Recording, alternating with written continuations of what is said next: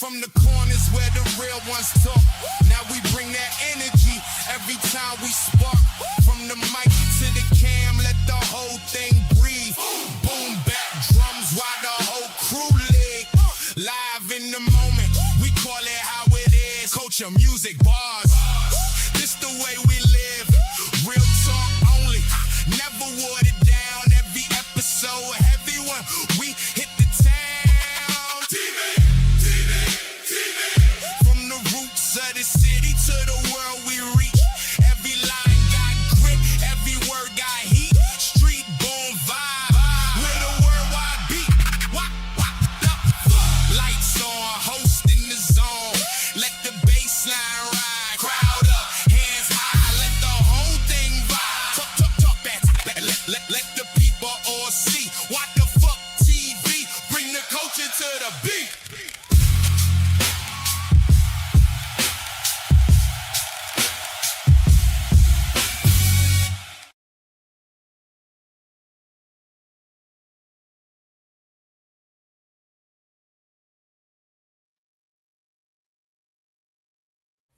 Let's try that one more time. Yo, what up, what up, what up? I was on mute, and Yeah, I'm yeah. muted now. What's going on, everybody out there in the digital space? Welcome to another week, man. Another week of What the Fuck TV. Man, it's good to have y'all. Thank you for joining us today. You know what I'm saying? It's great to be here with y'all, and it's great for y'all to be here with us. You know what I mean? I know it is. Man, my name is Echo L Black. You know, 1/4 of the group check other. Be on the lookout for some of that stuff too, man. I know O was asking me a couple of weeks ago about it. You know, I might have some stuff coming soon. But welcome to the John. Echo L Black. I got my brother O, the CEO, the COO. The man eats Cheerios.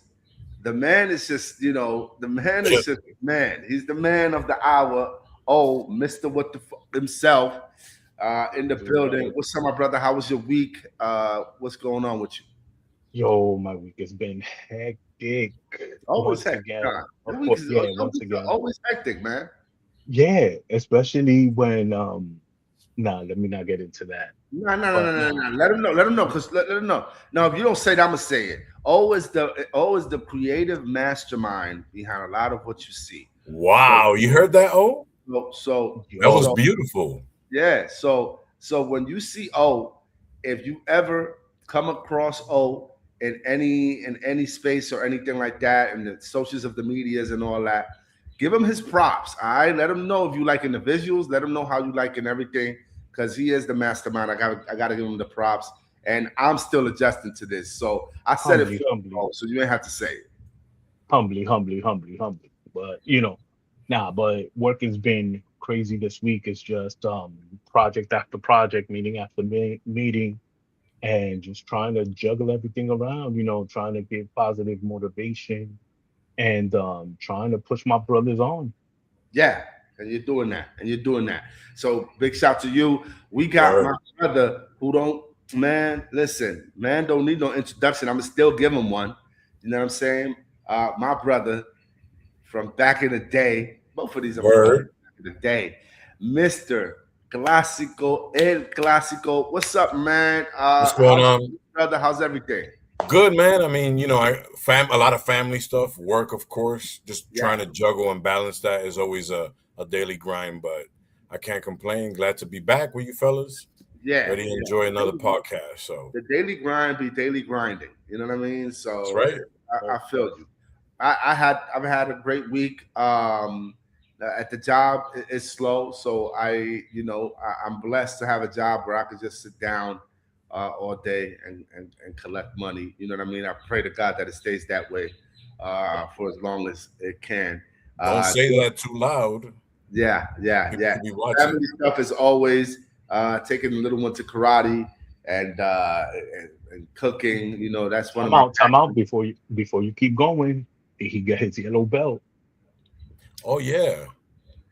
What's up with He that? actually tried out for his green belt. That's the one after white. green belt.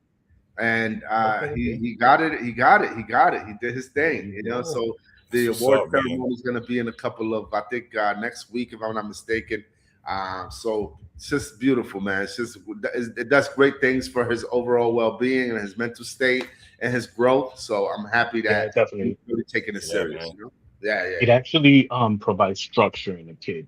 Sure. You know what I mean? For sure. And discipline at the same time, because Yeah. he's in an environment with other men that are like, hey, settle down, chill out, or I'm gonna kick you in the face and stuff. Right, You know what I mean? right. So is he taking like Taekwondo or Goju Ryu? What is he This is taking? regular karate, man. Kicking punches, breaking boards, regular wata type stuff. You feel me? Oh, it's like All that. right. Okay. Yo, once he finishes that, put him in like Goju Ryu. Okay, we're gonna Look see. for that. We're Look gonna for see. that. He's interested in really seeing this through. He told us the other day that he would like to teach karate. So that was surprising to hear. We'll Look at see. that. Kids change their minds 7 times a day. Yeah. We'll have to see me, what bro. he's at next year with it. You feel me? You know what I mean? Yeah. A whole Yeah. different thing. Yeah, we'll see what's up with it. But yeah, take it away, man. What's good? What's going on out there, man?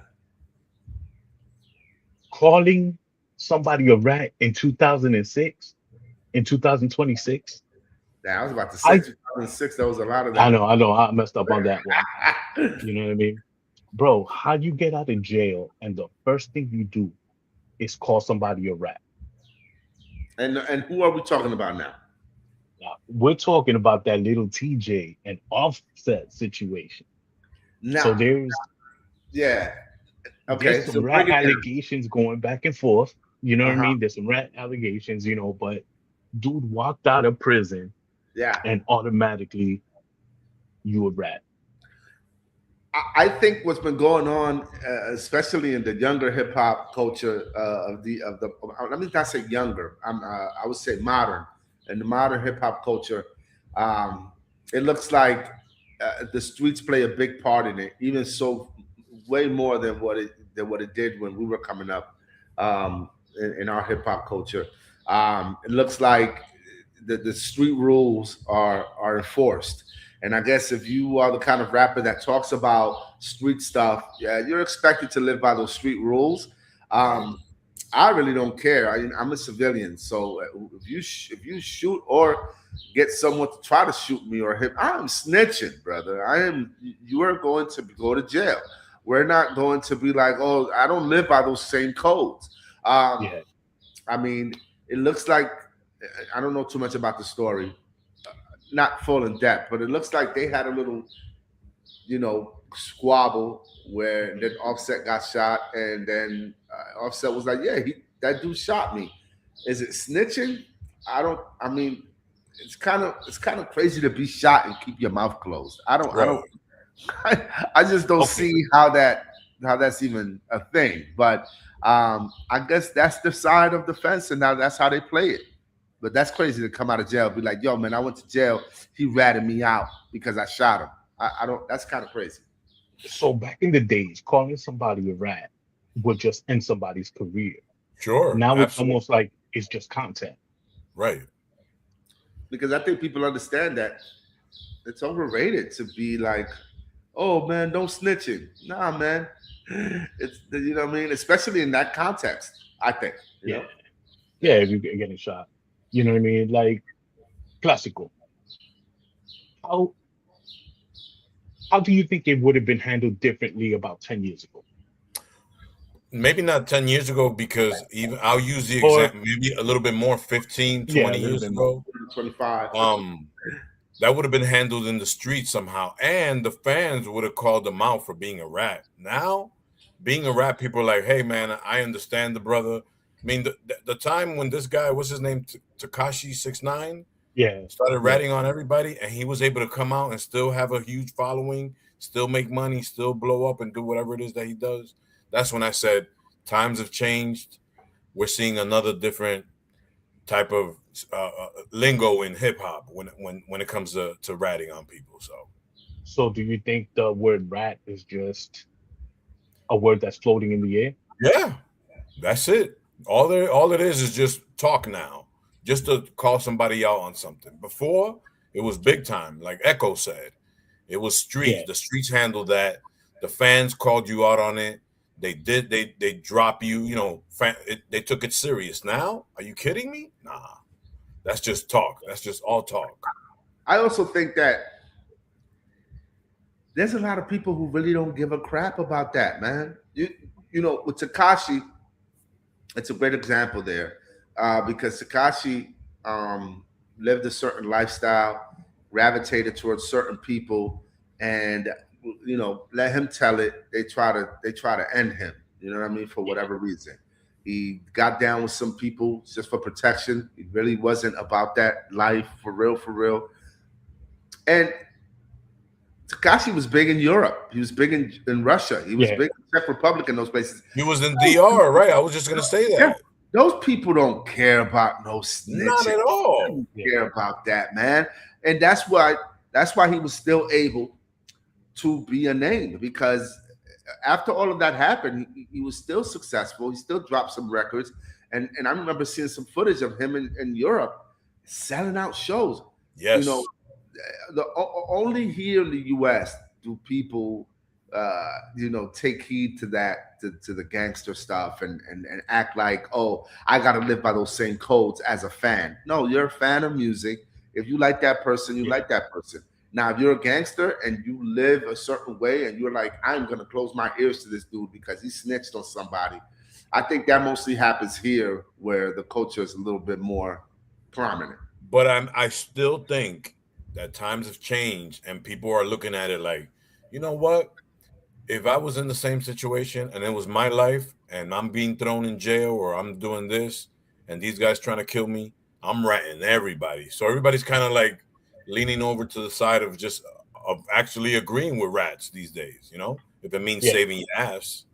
That's what I think's going on now. And one last thing I wanted to expand on. Oh, I was just on Instagram. I saw a reel of Nas opening up the casino in Queens. They had a big ceremony. They just opened the casino in Queens, Big up to And, Nas. and we could leave this for another time, because this will be a great topic to touch into. And as I read in the comments, so many people are like, "Man, I didn't think Nas would sell out, man. And look at him opening up casinos in the hood." And I'm just like, bro, you know, I think there's a disconnect with the people when it comes to other successful people that have money and are able to invest and expand their money and invest their money for a large return. Mhm. And I think a lot of people can't I relate might to have to that. disagree. I might have to disagree with you on that. But you got, And that you- has to I be. haven't, And but that has. I'm not done. So hold on. So I'm not done. So what I'm saying is, there's a disconnect there between the people who have never had $10 million in their person, Yeah. compared to a person that has that kind of money and wants to make their money grow. You are going to be brought certain opportunities that Right. when you didn't have that kind of money, you would have never thought about doing, because you had some kind of moral compass to follow. But when you wake up in the morning and you have $20 million in the bank, Uh-huh. and you're presented with certain opportunities, it's very, very, very hard to say no to turn that 20 million into 200 million. So I think that goes in line with the snitching thing, where it's like people are just kind of realizing like, hey, that's a certain lifestyle. I'm not into that lifestyle. But the same is not said that's when it comes to people with money. It seems like people expect people with money to have a certain responsibility. Well, that is a huge responsibility. And that's why we have to save it for another segment, or we could just talk about it right now. To open up a casino in the hood, he invested in a casino. He wasn't the one who opened it. He invested in the opening. Regardless, that's like putting a liquor store in the hood. That's like putting a liquor store in the hood. They're gonna open regardless, brother. I mean, I'm kind of in the middle. I'm with O a little bit on that one. I mean, opening a casino, what you really doing for the hood? I mean, what are you really doing for the hood? It's not, right. And I can't compare. I'm comparing apples to oranges, but this ain't a juice bar that Styles P and Chic Luke's is opening up in the hood versus casino. I'm with O. I see where O's going with his point of view there.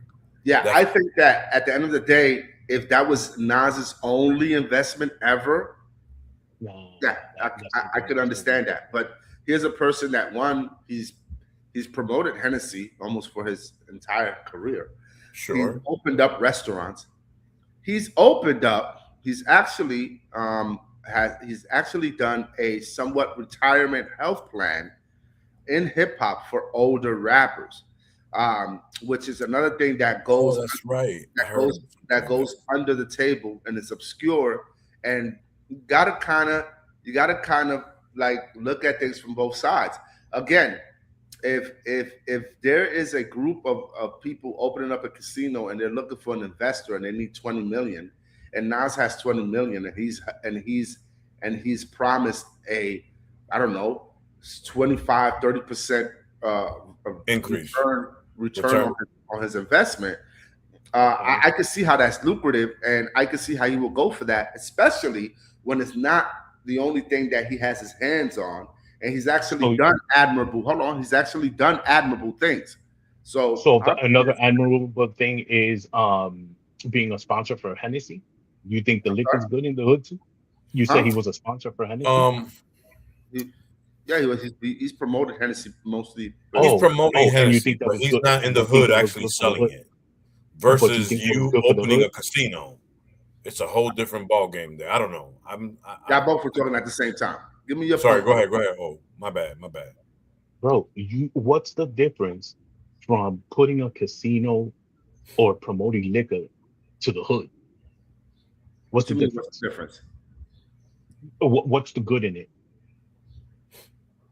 The fact that, again, when you're presented with opportunities, you're going to think about it like this. If I don't do it, somebody else is going to do it. Okay, so for his pocket, not the hood. Well, what does he owe the hood? What does he owe the hood? What does he owe? What does Nas owe the hood? Bro, those are your peoples in the hood. What is it? They're going to do it anyway, brother. But what, the casino? Not by him. The casino, the liquor store, the corner bodega, all of those things are going to open regardless of whether Nas invested in it or not. Okay, but you're still going to condone that. Well, we all condone it because we all drink and we all gamble. So what are we talking about? We all condone that. The hood is gamble. The hood is no, but the hood does. And that's why the hood is.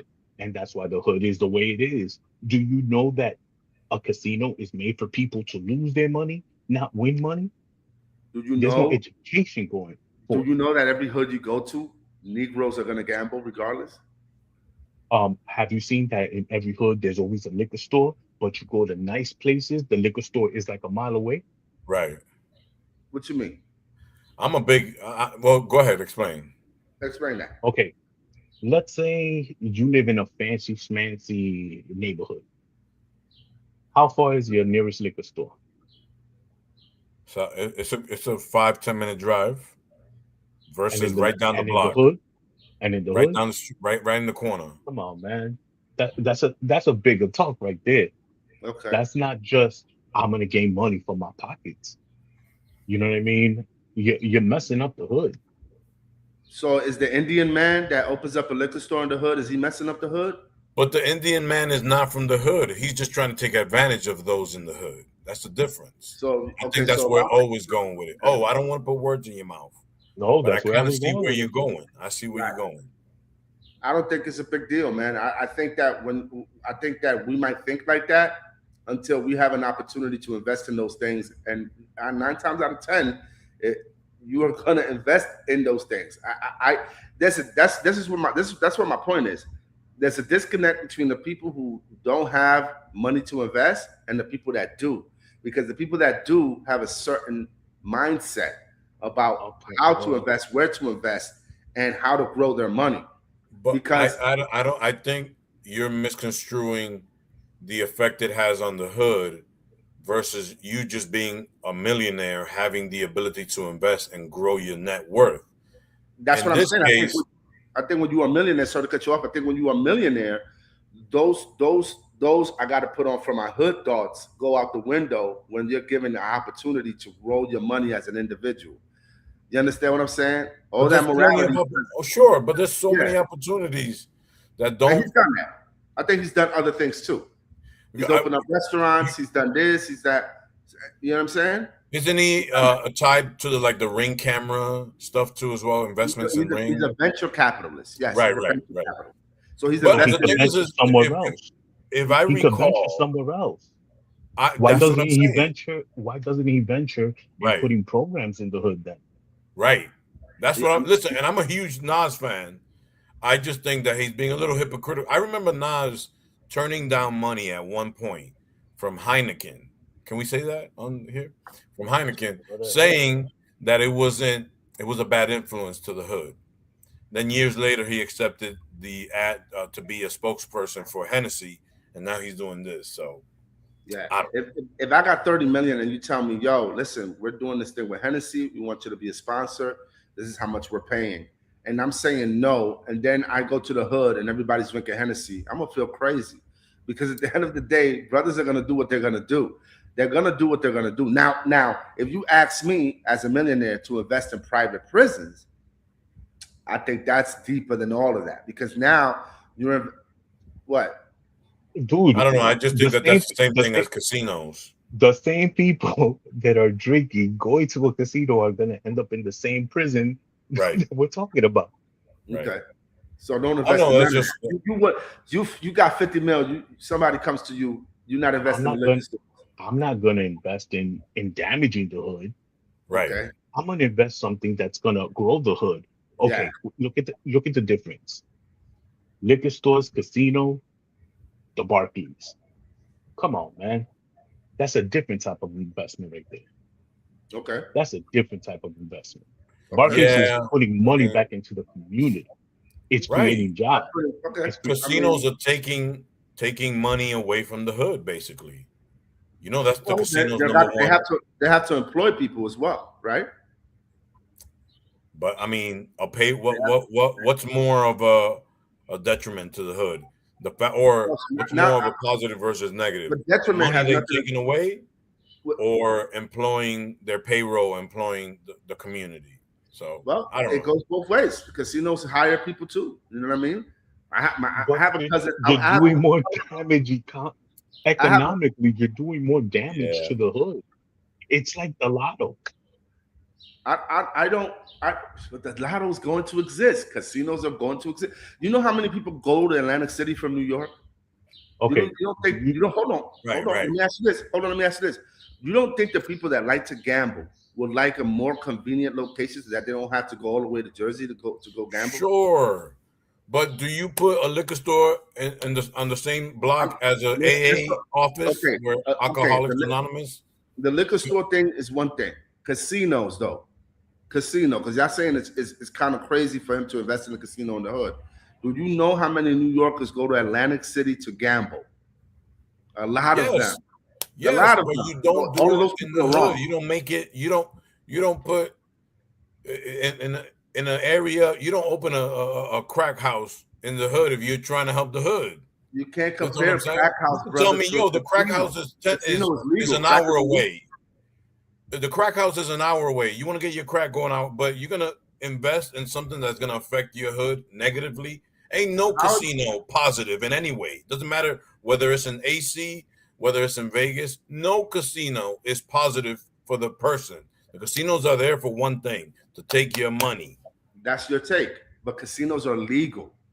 He's not opening up anything illegal in the hood. He's opening up something that people are known to do. But we're not travel talking far about to do it. Therefore, hold on. They travel far to do it, and now he's put in a convenient location somewhere that's more accessible. Convenient. I don't more see accessible to take their money. Right. Yeah, I just don't see that. I don't see how that's wrong. But hey, you could agree to disagree, y'all. Yeah, no, I get it. I mean, listen, we're looking at it from both ends. I just don't find anything positive in bringing a casino to the hood. Because you don't gamble. You know what I mean? If you know how you'd many? be like, damn, okay, now I can go to How Queens. many rich people gamble in a casino? What? How many rich people go to a casino and gamble? I'm not talking about the heavy hitters, because that circle is small. The ones that play, blackjack and actually win money, right? And actually win because they know the system. I'm talking about how many people just go to the casino just to play slots. Dude, nah. I can't believe he just said that. What, I can't believe he just Is he said still that. there? I think. I'm sorry, y'all. I had to put the little one. I had to say goodnight to the little one, y'all. No, you good. I had my head down. I was looking down. I was like, oh, he left. I think the little one just put you in your place. But anyhow, let me tell you. So, are we at the point where rappers can't even diss anybody on record without lawyers getting involved? Oh gosh, are we at that point? I hope not. Well, it's at that point. You know what I mean? It's like I hope we're not. I hope we're not at that point, because that'll be the ultimate form of just getting away from what hip hop is all about. Oh my gosh! Apparently, I don't know hip hop. I know nothing about hip hop, because where is the essence of some lyrical battles to where dudes just going the legal way because you get offended for something that's said on wax, like they used to say back in the day? But it all depends what you say as well. So, like, let's say, okay, no, wait, hold on. Okay, go ahead. If you're gonna diss me and say a couple of things, okay, I'm fine with it. But when you say things with little ones, you know what I mean? I think that's where it gets a little sensitive. You know what I mean? I don't know, man. Go ahead, Echo. With the Drake and Kendrick issue, it was a little bit deeper than that. I think Drake was saying that the record label was pushing Kendrick, to get him out the picture and things like that. It wasn't more. I don't think it was a defamation lawsuit at the beginning. It was more like, hey, things are being pushed to a certain narrative, and it was unfair to him because they wasn't doing that with him or his label or whatever. Maybe someone could get on eventually, or someone could leave a comment, and if they know exactly how that went down. But I believe the whole Drake thing was not like, oh, he said this and my feelings are hurt. I think it was a combination of things, and then he might have mentioned that there was some kind of defamation in there. On Bro, Kendrick. that song that he did in the Super Bowl. Mm-hmm. One of the biggest songs that he did in the Super Bowl. But not like us. They're not like us. Yeah, he mentioned somebody underage. Well, yeah, he mentioned that Drake was a pedophile. So now we're talking about dudes getting crazier things have been said. Bro. Crazier things have been said in hip hop. I'm sorry, oh my God, that's what I'm saying. Like, where are we going with hip hop? Dudes is lawsuits. Lawsuits, bro. Remember, it's a different generation too. Right. This generation that we're dealing with is way more delicate than what we are. User sensitive. You know what I mean? Delicate, sensitive, soft. So if nowadays, if you could sue for that, that's what people are doing. Oh my God, I cannot believe. You imagine Biggie suing Tupac for Hit 'Em Up? Oh, you said something about banging my wife. Yeah. So I'm Yeah, thinking, but are you kidding me? banging a wife is much different. Much different. We're comparing oranges to apples. You get Okay, what I'm but saying? I'm sure you could find something in the I'm history not of gonna hip hop. I'm not gonna sue you because you said, yo, your mother's so fat, you know what I mean? Your mother's so skinny, she tried to do push-ups under the door. You know what I mean? I'm not gonna sue you for that. But when you're saying that I'm a pedo, bro, that's my career on the line, bro. Nah, man. The only way I'm gonna be offended that you say something like that is if I really am. So if you ain't, then the fact that you go in lawsuits and going that far goes to tell me something funky's going on and you a sensitive ass. So Drake is whack. Anyways, I said it. Drake is trash. Rap hip hop today is soft, Okay. big time. Sorry, Okay, old head speaking. so there's no limit onto what can be said. Why? I mean, isn't that what hip hop is? Now we all sensitive. Now all of a sudden I can't. I mean, dudes was making fun of. Wasn't cannabis making fun of LL's kids at one point, And she right? called him he called him a cokehead too. So now all of a sudden words. Oh, now we're offended. Oh my gosh. Nah, man, I can't. Listen, I can't. Where's the button? I'm out of here. No, I'm not gonna. Remember, like last week, I'm out. I cannot with hip hop today, bro. This is the Word. hard part. Like, bro, rap, like, really? Mm. Lawsuits. I mean, can you imagine in 1995, in the cusp, the mecca of in New York, listening and you say 20 years from now, rappers is gonna be suing each other because they get offended by words. Really? Hey man, it's a sign of Sorry, I'm losing it today. I'm the ready to times. talk. Sign of the times. Yeah. I don't think that this is going to be a trend in hip hop where you're going to see lawsuits for every battle. I hope not. So to answer your question, the big question that you asked, is hip hop moving in that direction? I don't think it is. I think these are two major artists with a lot to lose with this battle, and it got and to on one side they felt it or he felt like it got a little bit out of hand, and I think it was more of like, hey, the algorithm is pushing this artist, and it's purposely being done to damage me. And I think that's what Drake felt, and I think that's what the lawsuit came about. I hope, and I don't think wholeheartedly that it's going to be a trend. I don't think so. All right. So hip hop just made another billionaire.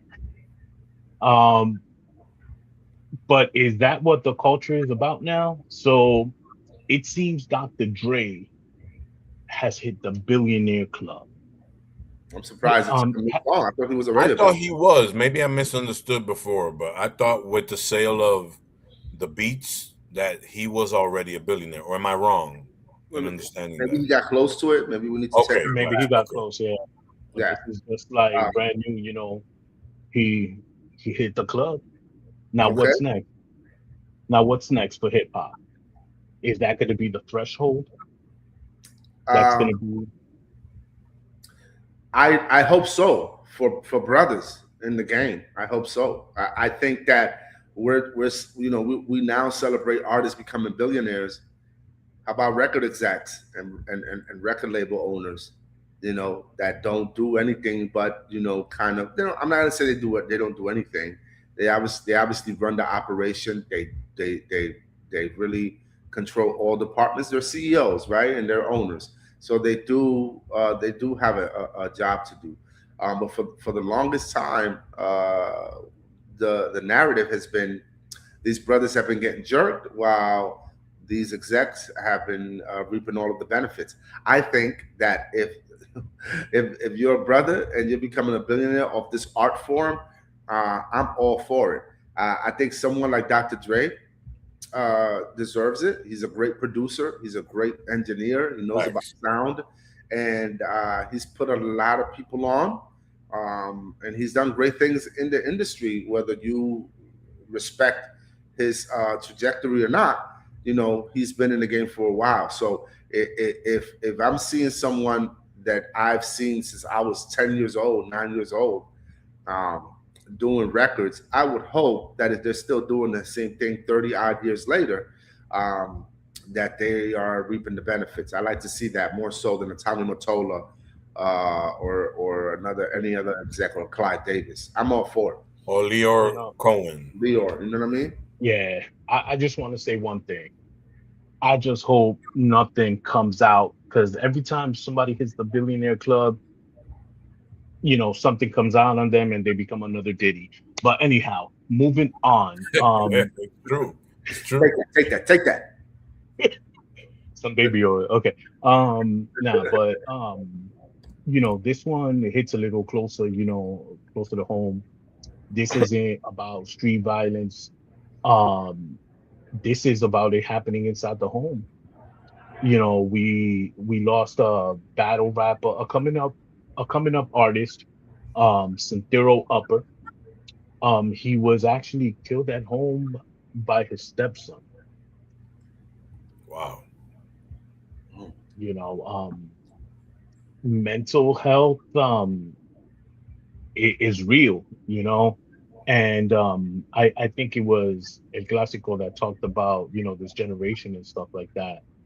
But it's an issue that's a little deeper than even hip hop itself.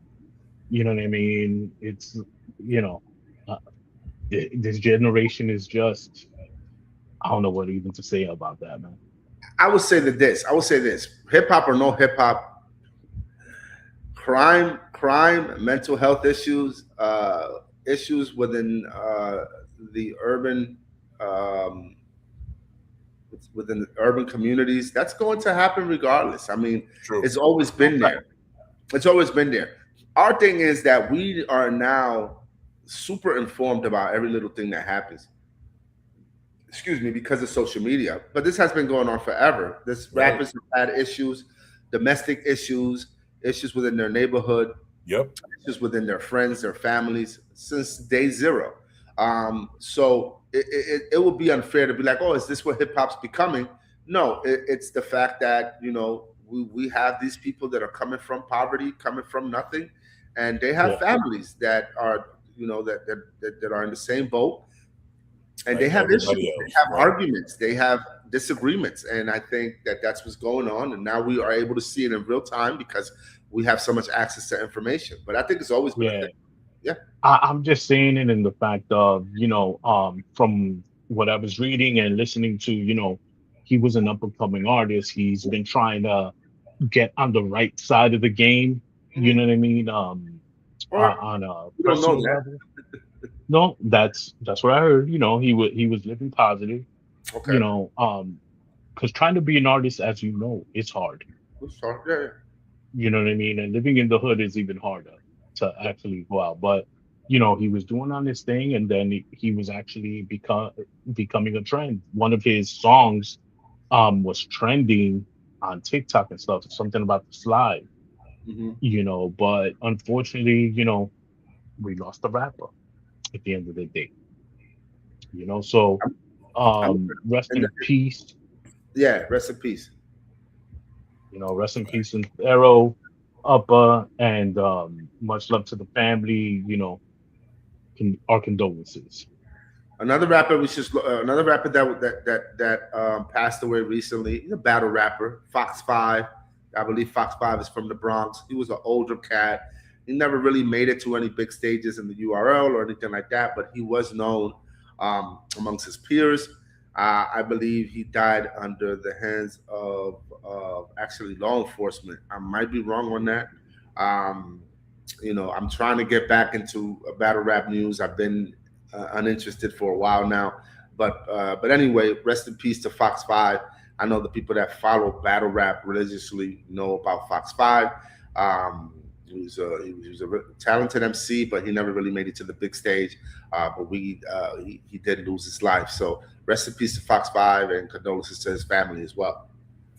Definitely, definitely. I echo. I'm gonna turn it over to you.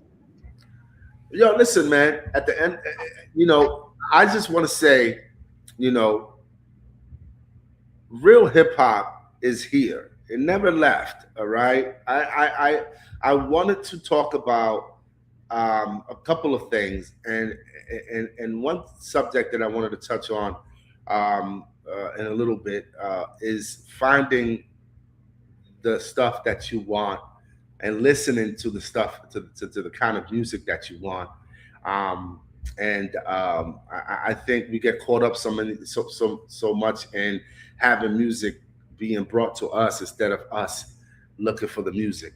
I wanted to talk about my album of the week that I was lucky enough to listen to, spend some time with. I wanted to highlight this album in particular and highlight these artists who have been doing it for a while. The album that I was able to review this week um, is I'm gonna tell you right now which one it is. I'm gonna tell you right now. I guess that gambling spot got you a little nervous today. It's That was a good topic, though. Great topic. yeah, for sure. Um, Hold on, brothers. Hold on. Yeah, the album that I wanted to talk about today in particular is Blu and Exile's Time Heals Everything. Um, Incredible album. I don't know if everyone's familiar with Blu and Exile. Uh, Blu made his debut. He's been doing it for a long time now. He's actually been doing this since he was 19 years old. And he is from LA. And at 19, they said, it's been said that Blu was already selling out, shows in LA as a youngster, selling out. 19? Yeah, at 19, he was already selling out, the House of Blues, the Knitting Factory in LA. Good Lord. If you got a time to dig him up, read his Wikipedia page. It's pretty dope. Has a lot of information. I did, yeah, really a lot of good info. Yeah, he collaborated with a lot of crews back in the day. Infinite Legacy crew, Slum Village. Ill Flavor crew, LA Metro crew, Bridgetown Steel crew, all of these local crews from LA that you've probably never heard of. But he was a big collaborator with them. And then in his own right, he almost signed to Death Row Records. He walked away from that deal. And if you really want to get an in-depth look at the artist, I recommend that you watch the What You Thought podcast. I think that's Talib Kweli's podcast. He had both Blu and Exile, excuse me, on there for their latest show, and they chopped it up for like an hour on their come up and how they got together. Exile is a DJ slash producer, also from LA, who had a crew with another incredible MC from LA named Aloe Black.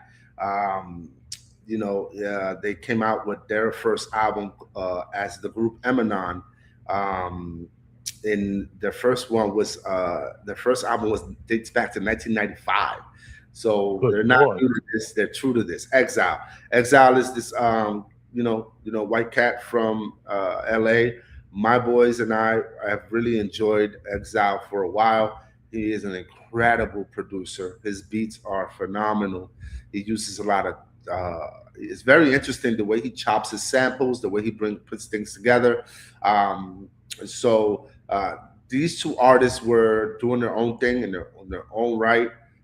Then they met up around 2005, I believe they said, and by 2007, they came out with their first album, which is Below the Heavens. A great album. I enjoyed that album. I remember when I had just moved to Houston, we played that album a lot. It's an incredible album.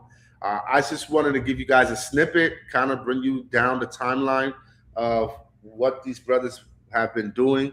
Good stuff, man. Good stuff. Yeah, and then I'm gonna come back and talk about the album and give you my thoughts and then let you know the tracks that I'm feeling on the new album. Like I said, it's a phenomenal album. It's just like every other album. Blu and Exile, this is their fifth album together. Their first one was in 2007. I'm not going to name all of their albums. I really want you guys, the listeners, the viewers, to go out and do your own digging and experience it on your own in all streaming platforms. Their stuff is there. So I just wanted to bring light to them a little bit and kind of let you know where I'm at with this album. If you got that snippet, man, play it so that people can hear some of the bars from Blu throughout the years and know that he's a serious MC. And from the beats, E is dropping, got your beats, E's dropping, and the world keeps watching them. See y'all. I see him checking out the scenery. They seem to be jocking him. Chicks scream his name out from the bleachers like they proud of him.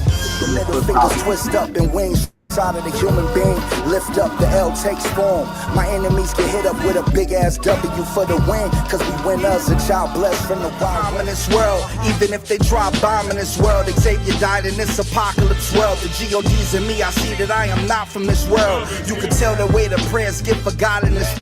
Yeah, that's more of the vibe they're on. Is reminiscing of the kind of hip hop that I could say that we kind of grew up on. It's given a vibe of like Tribe Called Quest, De La Soul, Hieroglyphics, Casual, Delta Funky Homo Sapien. Yes, with really some West Coast, right. Yeah, it's just really dope MCs that are household names to those of us who really like this art form. I don't know if you guys got a chance to check out the album. I think you said you heard the album a little bit. I heard what you said, and I was already like, wow. Yeah. I'm going to sit down and actually enjoy it in the car. Yeah, you should. They want to talk to you about it because, as you know, it's hard for me to enjoy music and lyrics at the same time. Sometimes I just vibe to the music and then forget about the words. Now, that song that hit me was the one that started out with the choir. I wanted to talk about that a little bit too. So go ahead. What do you think about that? You know, I was able to listen to all of the words, and I wanted to bring it up to you. So, since I am musically inclined, was it the way? So you say. Well, go ahead. I'm musically inclined. Bro. Here we go. Come on. You say so. So. By the way, you took him off his mental track right now. Yeah, for real, bro. You know what I mean? I'm still thinking about the casino and stuff. You know what I mean? But when he starts with the chorus, I don't know whether it's because of my upbringing and singing in the choir when I was young. It kind of triggered something in me, and I was able to listen to the rest of the song, but not just the song, the music part, but the lyrics that went along with the music. And like I've said before, I'm not a person, all that intellectual, knowledge, just spitting out knowledge and using all these intricate words. That's not my thing. But the way he put it together, and he was talking about religious subjects. I'm like, dude, and the way he put everything together, it was like a story. He went through a little story. What was the question? No. He's telling you his point of view. Yeah, my point of view. Yeah. Song. And, I did want to bring up to you, did he intentionally create the song that way? Well, the track you're referring to is Time Heals Everything, which is the title track of the album. It's the last song on the album. I think the way the beat was composed, I think Exile sampled a choir-y type of song, and I believe they got an actual choir to sing along with the sample, which gave it that feel that you're referring to, that gave it that kind of like religious feel. The subject matter is more of an upliftment type of thing, where he's talking about, hey, the world is crazy. It could be crazy today. It could be better tomorrow. Things happen, but time heals everything. I think it's on brand with what's going on right now in the world. I think that's why these albums are so important, because sometimes we might need to hear that instead of, I shot him and the ops, right? So that's another reason, that's why it's refreshing. It's an intentional. Of course, it's intentional. This is how Blue has always been. He's the kind of rapper that's going to give you an edge, a street edge, because he's from LA, and he might be affiliated, but he also is one of those artists that has promoted that it's okay to have a good head on your shoulders and not be a gangster, and that's always been Blue's theme, and the way he gets down. Time Heals Everything. That's the title track, like I mentioned. Awesome. Other tracks that I think are awesome on the album is the intro. Blue has always been very incredibly dope when it comes to doing the intros for his album. He always kicks it off great. He always lets you know what the mood is going to be for the album. Incredible joint for the intro. Other songs that I love on there is Crumbs. He touches on it's a social commentary joint where he talks about what people would do for money.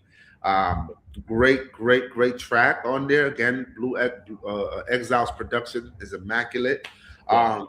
I Don't Rhyme is an incredible song as well. The beat is one of the grittier ones on this album, and Exile just goes crazy on the scratches on this album, which is something that is a lost art form now in hip hop. Yes, The it DJ is. is not included. I believe Jay-Z was talking about this in the interview that he had about a month and a half ago. Which track was this? This was called I Don't Rhyme. I got it. Okay, I got it. You know what I mean? And got busy on the scratches, and it's one of the grittiest tracks on the album. Check that out. The other one is TSOD. Time is short. I don't know what the abbreviation means, but this one is featuring Black Thought and Mac Hami. If you don't know Mac Hami, that's probably somebody I'm going to talk about eventually on the show. Mac Hami is, I think, a rapper from upstate. He happens to be of Haitian ethnicity and is incredible. And Mac Hami actually has a collaborative album coming out with Black Dog, which is dope because they are kind of like very similar in style. They were featured on this track called TSOD. Dope track. I didn't like Blue's beginning on this. I'm gonna be totally honest with you. You guys let me know how you feel out there. Press. Give us a like, press subscribe. There we go. Let us know how you felt about that. Of course, Black Dog came through, and like I said, Mac Hami is an incredible talent as well. Dope track. And lastly, Time Heals Everything. Those are my standout tracks for this album. I highly recommend it. I give this album a 7.8 out of 10. And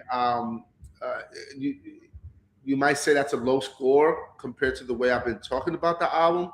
But I'm the kind of person that I like to go back and listen to an album, while I'm going through different things. I'm a big believer in listening to albums while you're going through different feelings and emotions. Because you might hear the album a certain way one day and a different way another. It definitely has that replay value, so it is something that I'm gonna go back to. But as it stands, I give the album a 7.8. Let's see, I'll round it out and give it an 8 out of 10. I recommend that you go back. Like I said, this is their 5th album together. Their last one was in 2024, which I played a little bit of. That last album, Love, The Ominous World, is a great album as well. But this one is really dope. Highly recommended. And that is my album review of the week. If I could just say something real quick. Yo. Go ahead. All right. What would have made the album in your book a 9 or a 10? Again, this is first listen. And like I said, I am the kind of person that I'm not scared to go back to an album, especially if it has replay value like this one. And maybe my ratings will change. And it'll be a 10 out of 10. I think sometimes I like short albums that keep it under 12 tracks. I think it could have used 12 instead of 10. I think a little bit more could have been offered. But I also respect when artists do a lot with less. You know, sometimes you say more when you speak less, and I think that's something to be said about this album. So I really can't answer what would make me give it a 10. I just know that that's the way I rate the album on a first listen basis. Okay, okay. Classico, you were gonna say something? No, I was just gonna say you said something real deep when you started.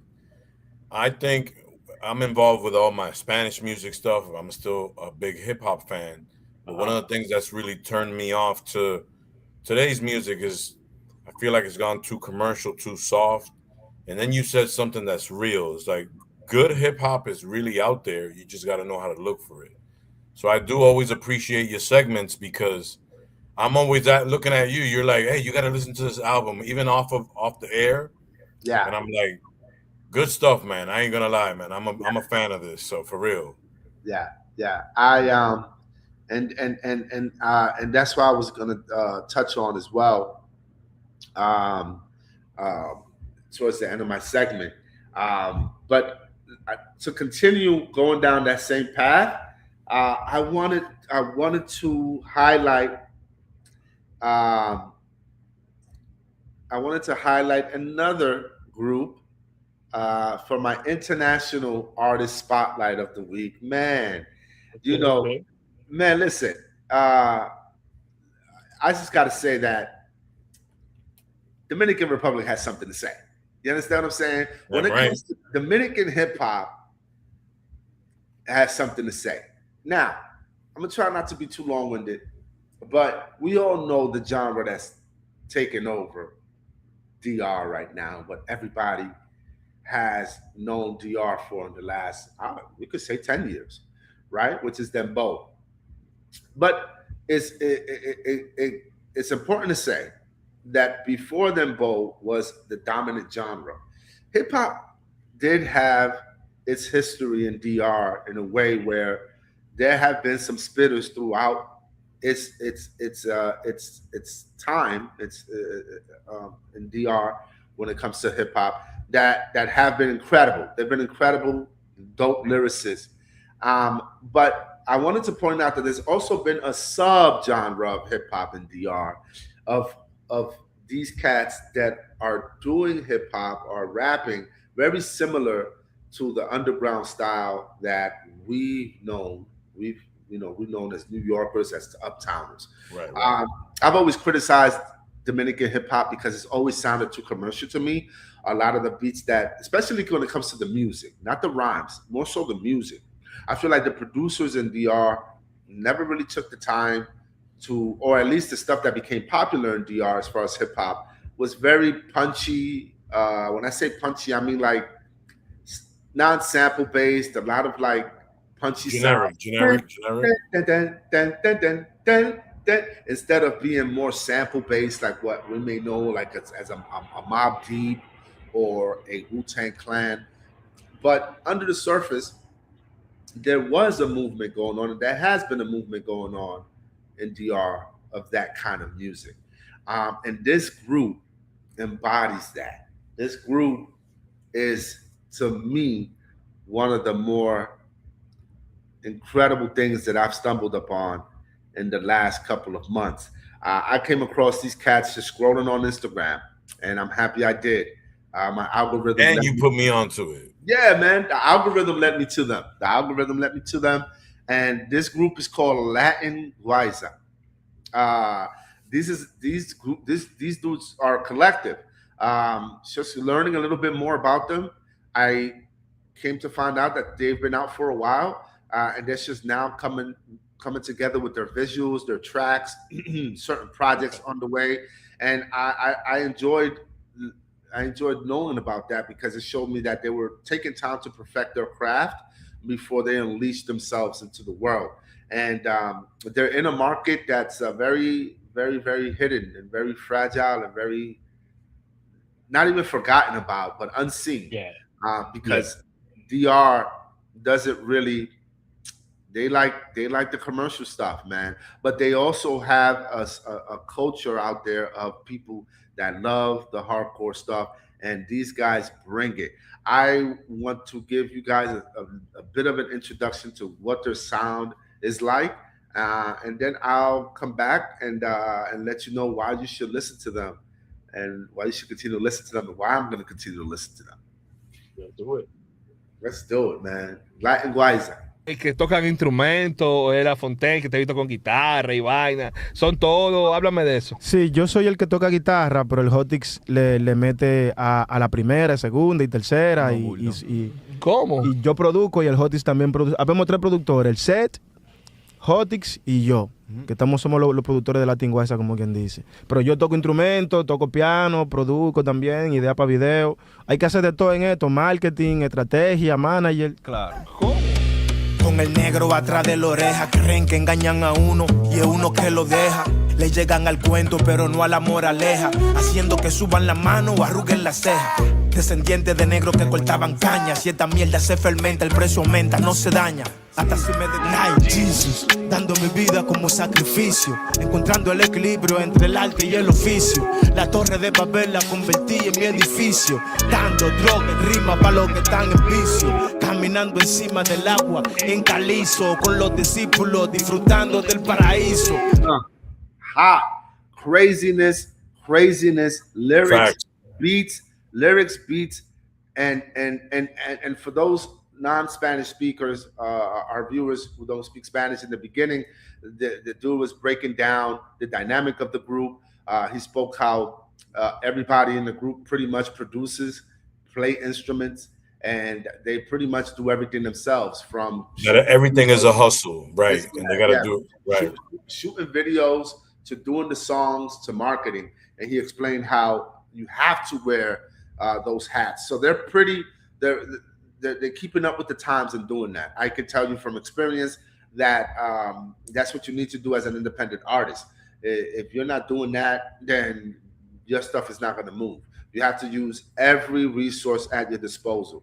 Latin Guayza is a group that I'm going to continue to look out for, because again, just like my last international artist, who happened to be from DR as well, Jay Noah, who I believe Classico did his own little digging, and now is phenomenal. A fan, right? Huge fan. You're a fan. I don't know how I missed that, but phenomenal. You got to listen to it, bro. It's under the radar. I did. Yeah, it's under the radar because these artists, they have a lot of social commentary.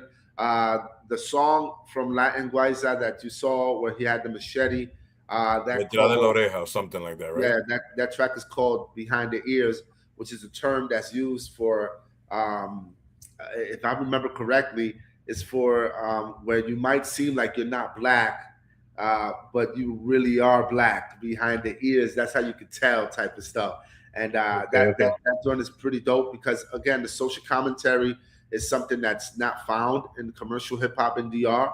It's very secular, but this is more, conscious, and it's not mainstream. Also, the beat, like I was mentioning earlier, these are obscure beats, obscure samples, things that are very recognizable to those of us who grew up listening to Wu-Tang and RZA's production and Premier's production. So I highly recommend that you look for them and follow them if you're into that kind of stuff. Even if you don't speak English, I've never been the kind of cat, sometimes I don't have to understand the lyrics. As long as the vibe is there, I know it's something that I would appreciate. Even if I did understand the lyrics, I would follow it. So that's my international artist spotlight for this week. How do you guys feel about that group? What you guys have heard so far? Your thoughts? So let me tell you, that first track, it gave me a vibe of Calle 13. Okay. You know what I mean? If you want, can we bring up the video one more time so I can tell you? Which one? Detrás de la oreja? No, the first song that they did. The video. Oh, okay. I see. Yeah, the first video. Let me put it back. Let's run it back one time. Que tocan instrumentos, o era Fontaine, que te he visto guitarra, pero el Hot mete a tercero y el Hotix y yo, que estamos piano, produzco en esto, marketing, manager. Engañan a uno y la oreja, creen que engañan a uno y es uno que lo deja. Le llegan al cuento pero no a la moraleja, haciendo que suban la mano o arruguen la ceja. Diente de negro que te engaña. Si esta mierda se fermenta, no se daña. Hasta si me detallo. So that to me gave me some Calle 13 vibe, the way they speak about the history, you know, and stuff like that. So that's what stood out to me. I could see and that. I'm able to listen I to could them. see that.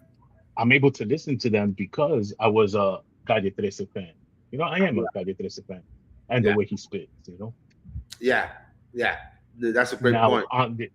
on the second beat, that sound that's going backwards, I haven't heard that kind of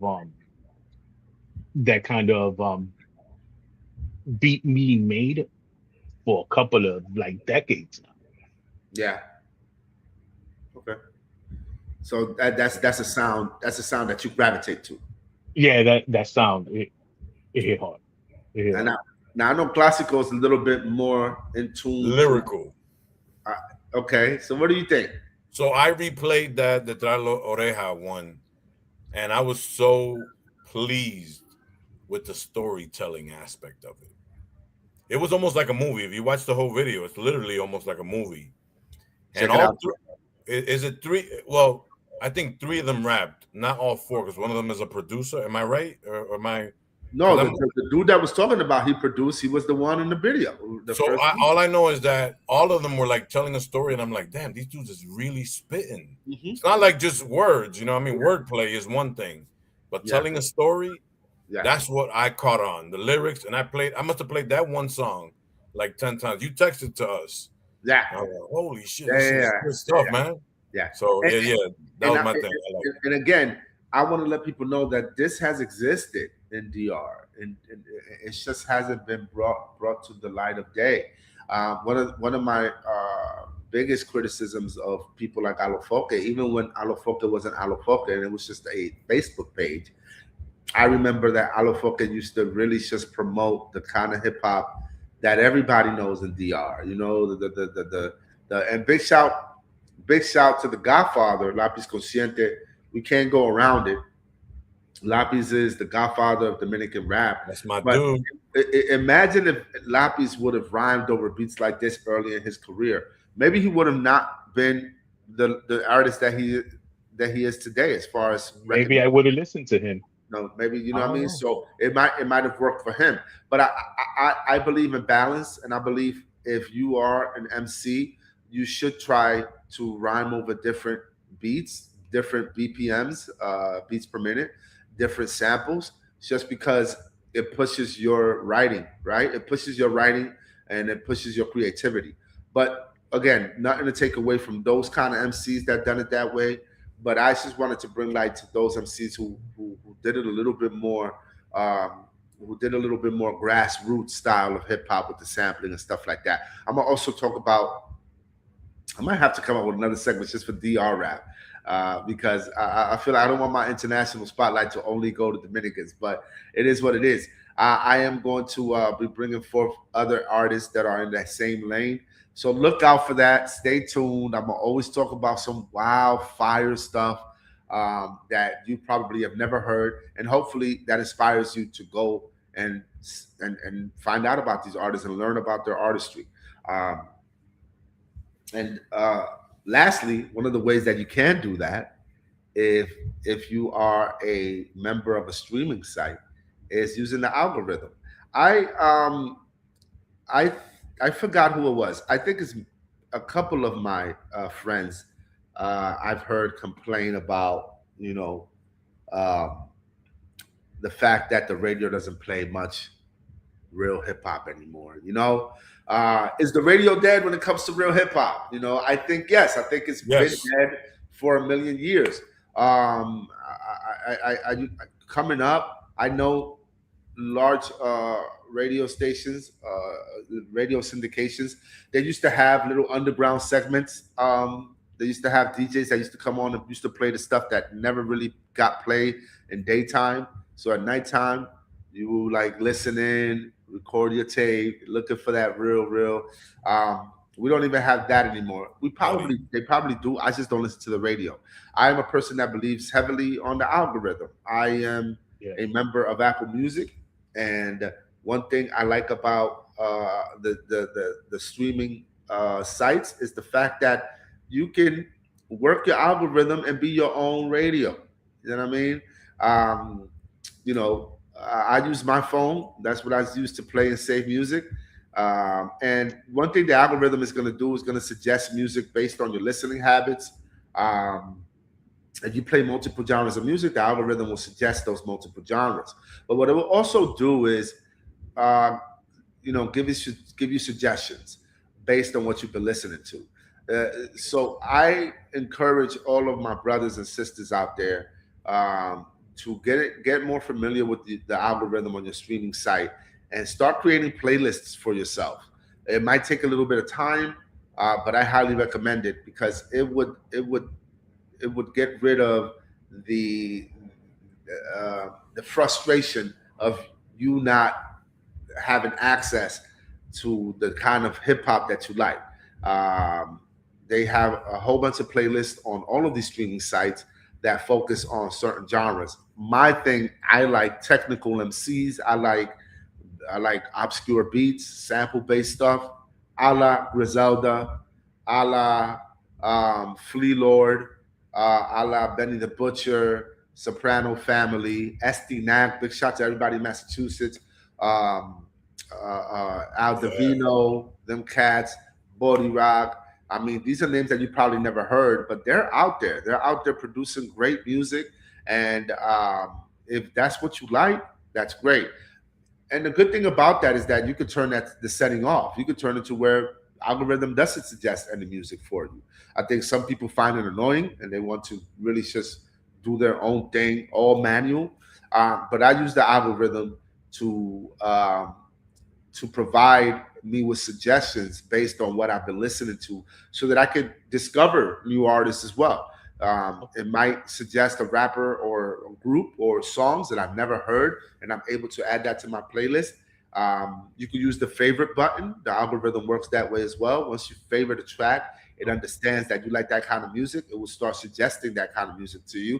You can add it to your playlist. And now, as you ride along, as you clean your house, as you're chilling, now you're able to listen to your own stuff that you've saved and you make your own radio. So I have a question for you. Right? So I did start doing a playlist for when I'm at work, right? I work from home, and I have a playlist. Which, if you did, he just get No, off he's camera? there. He can hear you. He's there. Good I can lord, hear you. Yeah, I can hear you. that's very disrespectful. Uh, You'll be You all know what right. I mean? As you were saying, you'll be all right. So, like I have specific music that I use to work. No words whatsoever. It's just sounds. So how would that work with creating an algorithm to find these artists? How You can't, would you keep them separate? you can't create the algorithm. The algorithm is already there. The algorithm Okay. is going to suggest things based on what you're listening to. Lately, I've been trying to look for beats, instrumental beats, um, so that I can make a playlist of nothing but beats so I can practice my writing. Um, Okay.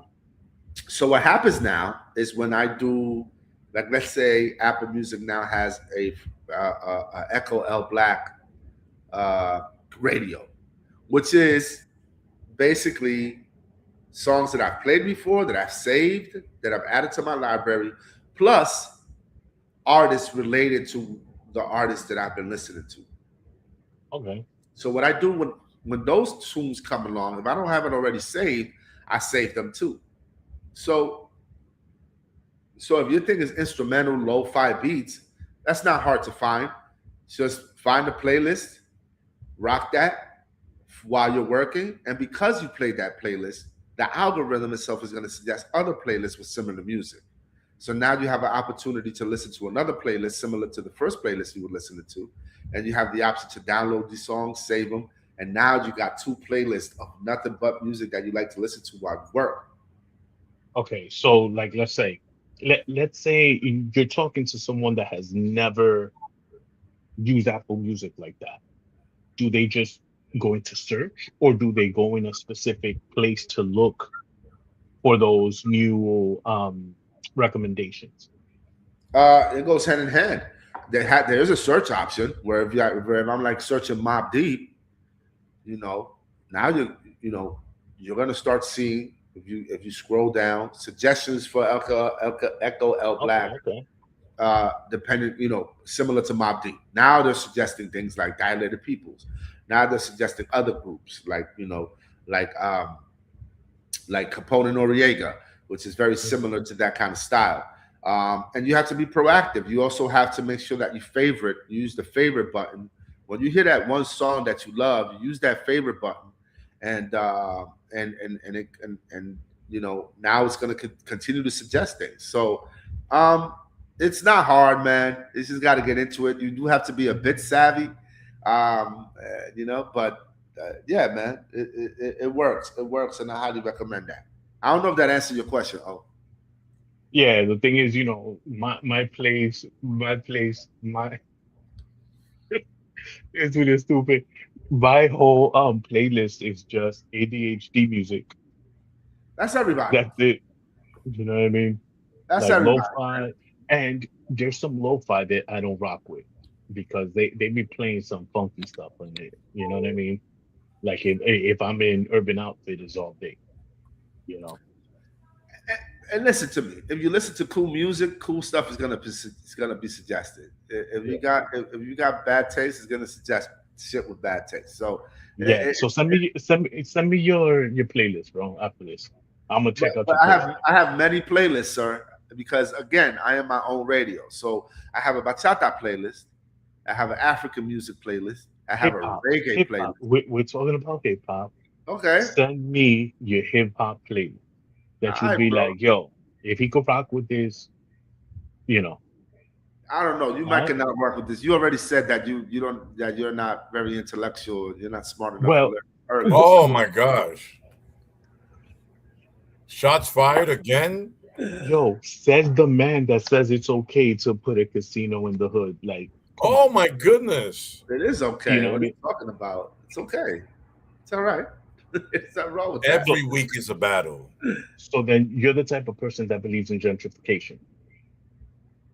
Gentrification is inevitable. But Who you think- you agree Hold with on. it. Did Dominicans gentrify? No. But do you agree with it? It's inevitable. So it doesn't matter if I agree with it or not. Did Dominicans gentrify Washington Heights, or Dominicans were born in Washington Heights? They Dominicans gentrified Washington Dominicans Heights, but then gentrified- they also got gentrified their asses out to Massachusetts and Pennsylvania and Jersey.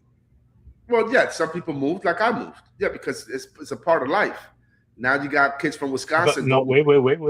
It's not really, bro. It's a real minimum amount of people that are able to leave the hood.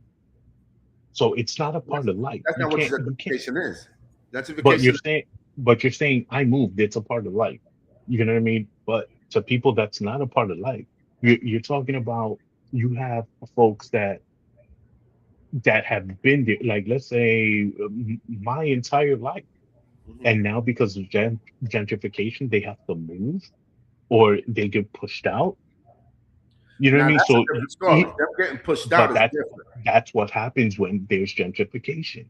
Yeah, but gentrification is making the hood, making a hood more livable for other people, right? I don't know about more livable.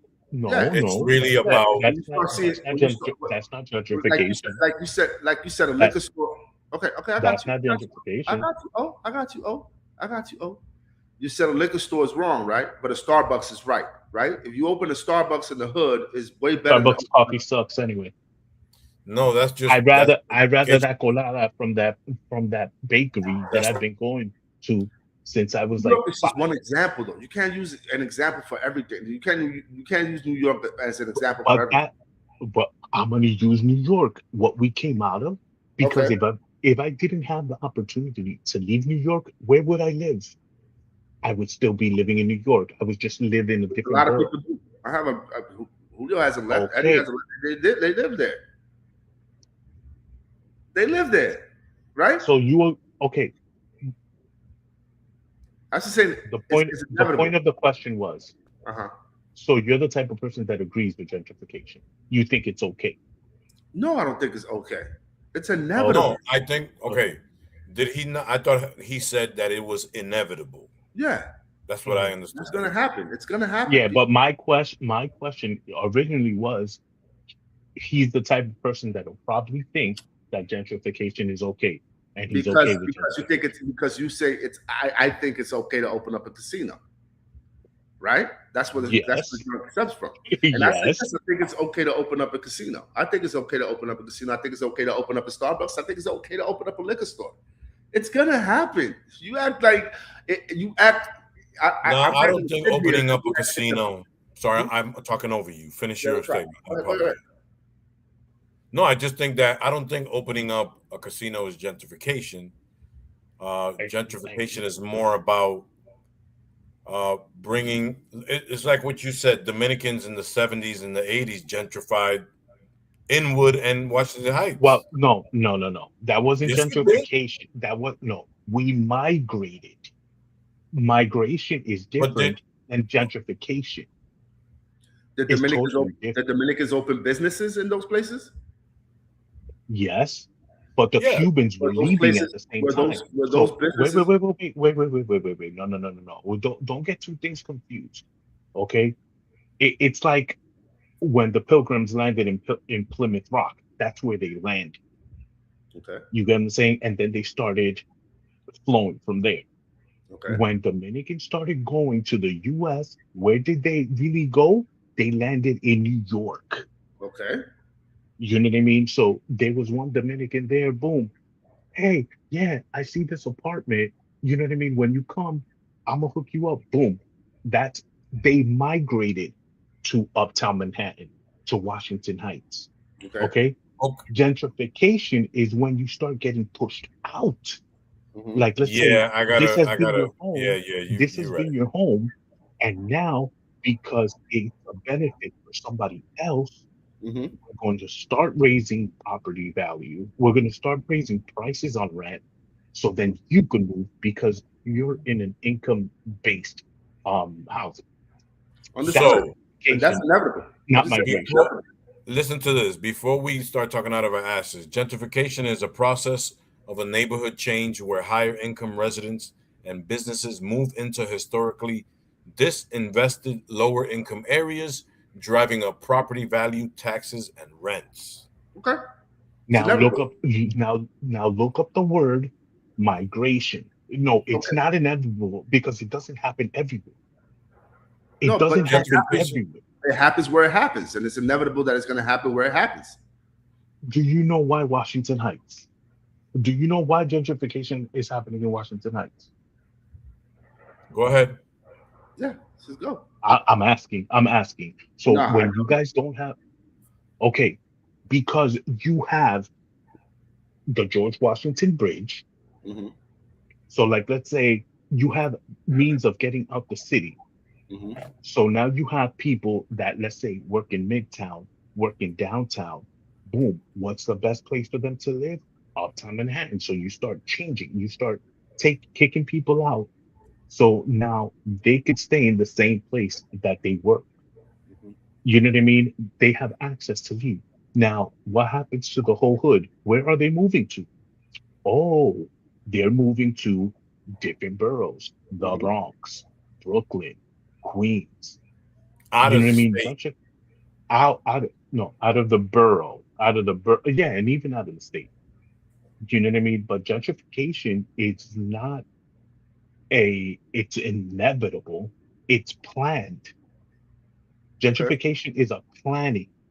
You know what I mean? Folks, like I said, folks with bigger income say, that area is good for me. And then they start kicking people out. Okay. They don't do Yeah. that. Well, one way you could avoid that is not living in a capitalist country.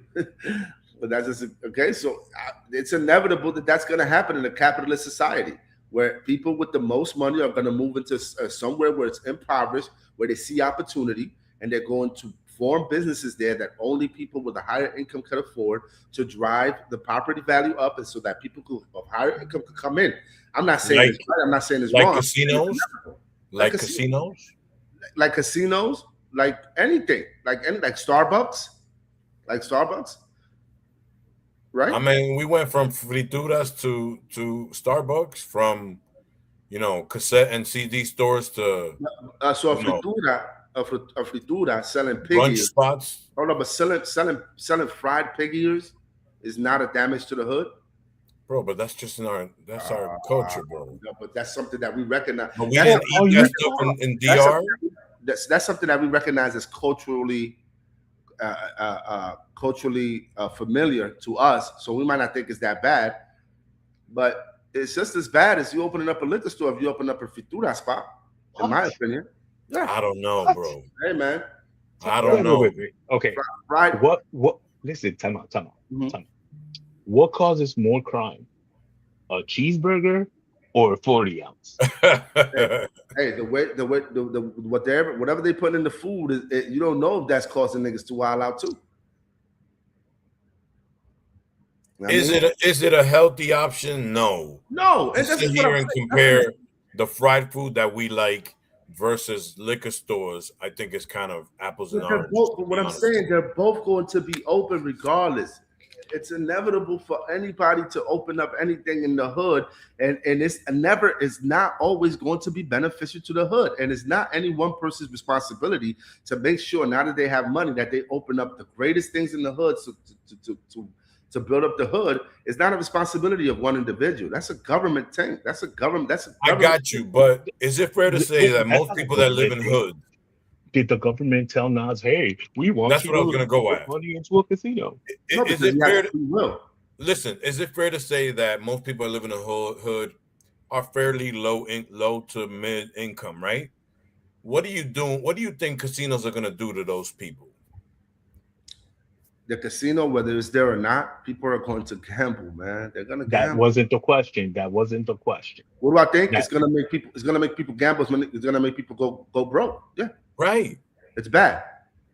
Yeah. So we can't sit here and say that that's something. What do you think is going to happen ultimately?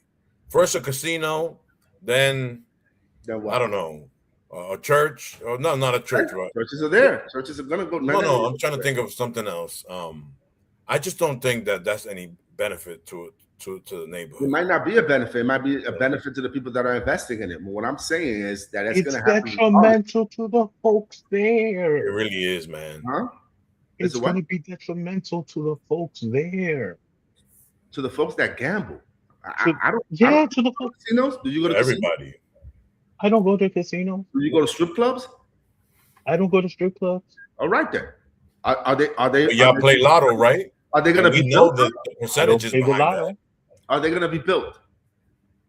Regardless of whether you go or not. Where are they going to be built? In Rodeo Drive or in the middle of the hood? Or in Soho, or in Queens in the hood. There's sophisticated strip clubs, like there's sophisticated casinos, and then there's hood casinos and there's hood strip clubs. It doesn't matter. It's gonna be built regardless, bro. Oh, it's going to be built regardless. Yeah. So that okay. So So if you next time I'm going to see a strip club next to a school. they don't do that though. Okay, they don't do that because it's not beneficial to the government. No, they don't do You that get because what I'm saying? not everywhere is New York. New York is the city. New York is a city. We're talking about New York City, right? There's not space. There's not much space to put things in West Bumblefuck. Separate from New York. Right. New York has never been that way. So, I Bro, live in do you know that there's laws to keep the strip clubs away a certain distance away from schools? They probably have to do that because of zoning laws anyway. Exactly. So what's the point? So they put laws to protect certain things, right? Casinos But- not included in that. That's where I'm going at, because it's not beneficial for them to put a casino in a Rodeo Drive, let's say in Riverdale, Bronx, New York. You know what I mean? It's not beneficial. Huh? It's going to be beneficial to the people that gamble. Not everybody gambles. If you like to gamble, you're going to go to a casino. From an investor standpoint, you're saying, damn, all the casinos are in New Jersey, but there's people in New York that love to gamble. Let's do something that targets those people specifically. Regardless if you're saying that casinos are now going to drive people to gamble, that's a different story. It might. But But the temptation has always been there for anybody to go gamble, because if you live in the Bronx and you like to gamble, now you're setting up to go to Atlantic City because you want to go to a casino. Now it's in Queens, so all you got to do is take a train, and that's the demographic of the people they're trying to attract. They're not going at it like, you know what, this is for grandma up there that likes to play her numbers. Now we got a casino for her. If that happens, what's the difference between that and DraftKings though? So now you got DraftKings on your phone, easily accessible. You could download it and you could gamble. Is that beneficial? Is that beneficial? Okay, it may not be, but putting a freaking casino in the hood is not beneficial either. Being that wait, I'm gonna answer that real quick. Let me answer that real quick. If you're poor, living in the hood, I highly doubt you're gonna have a phone capable to download enough apps to put like a DraftKings on it. We're talking about low income homes, low income areas. I think that's just showing that you have somewhat of a disconnect to the hood. Everybody got access. Listen, everybody somehow, some way got have a disconnect to the hood. Oh, go ahead. Everybody, listen. I will tell you, when it comes to DraftKings, yes, that's accessible to anybody. I just don't find any positive in putting a casino in the hood. There's nothing. What you gonna do on a Saturday night? I got paid. They give alcohol in this place. We could chill. We could maybe spend some money. Everybody wants to be rich, right? Then you leave that place broke. What are you doing to benefit the community other than stealing their money? That's just my thought behind it. It ain't anything educational. Why don't you open up I don't know, a gym or something? Open up something that's going to be beneficial to the hood, a community center. I know I'm sounding like I'm in 1993, but a casino is doing nothing other than helping the investors, including Nas, to make money. Well, after this, I'm gonna personally send you out. I'm gonna look for the video. And you're gonna see it kind of explains why certain things are put in certain areas to keep people from growing. It actually holds them down. That's true, bro. That I know. That's why you got a lot, like O said earlier, that's why you got a lot of liquor stores. And I mean, here in Florida, bro, you go to the hood and all they got is like that funny, who was it? Dave Chappelle skit where he goes, liquor store, gun store, liquor store, gun store. You go to Florida and all the hood spots got liquor store, gun store, bail bondsman. But go to the nice neighborhoods, ain't nothing like that going on around there. You know what I mean? Yeah. And they got different laws here in Florida where you could do all kind of crap, you know, with regards to the sales of stuff. So, but we're not completely knowledgeable on this, or where this casino was built. We don't know if it's in the hood. You know, we don't know if it's in Queensbridge. Queens has a lot of nice parts. Queens is in the last 10 years has been growing as a commercial hub where people actually go to Queens because it's nicer than other boroughs. Let's look up where we're over here speculating that it's in the hood. The hood is not the only Ozone Park. Okay. It's an expansion of the Aqueduct racetrack. Okay. Which is another gamble thing, because people gamble on horses. People gamble on baseball games. There's a booking thing that's been I forget what they call that, a betting house that's been there forever around Yankee Stadium where people go and place their bets. I used to see it all the time when I used to go to school. Is that beneficial to the hood? No, but it exists because there's people that like to bet, and there's always going to be people that like to bet. There's always going to be people that like to drink. At the end of the day, yes, of course, yes, there has been programs taken away from the hood, replaced by secular things that are going to bring the hood down. There were trade schools that were taken away from the hood. I disagree with all of that. My main point was, when we talk about the things that we wouldn't do, we're coming from a place where we don't have the amount of money that these people have, where they're brought certain opportunities to invest and grow their money, and then they have a choice to make and be like, you know what, this is going to happen anyway. That's going to turn my 5 mil into 20 mil. I'm going to invest in that. And I think that happens a lot with people with money, and we will probably never understand it because we're probably never going to come across that much money.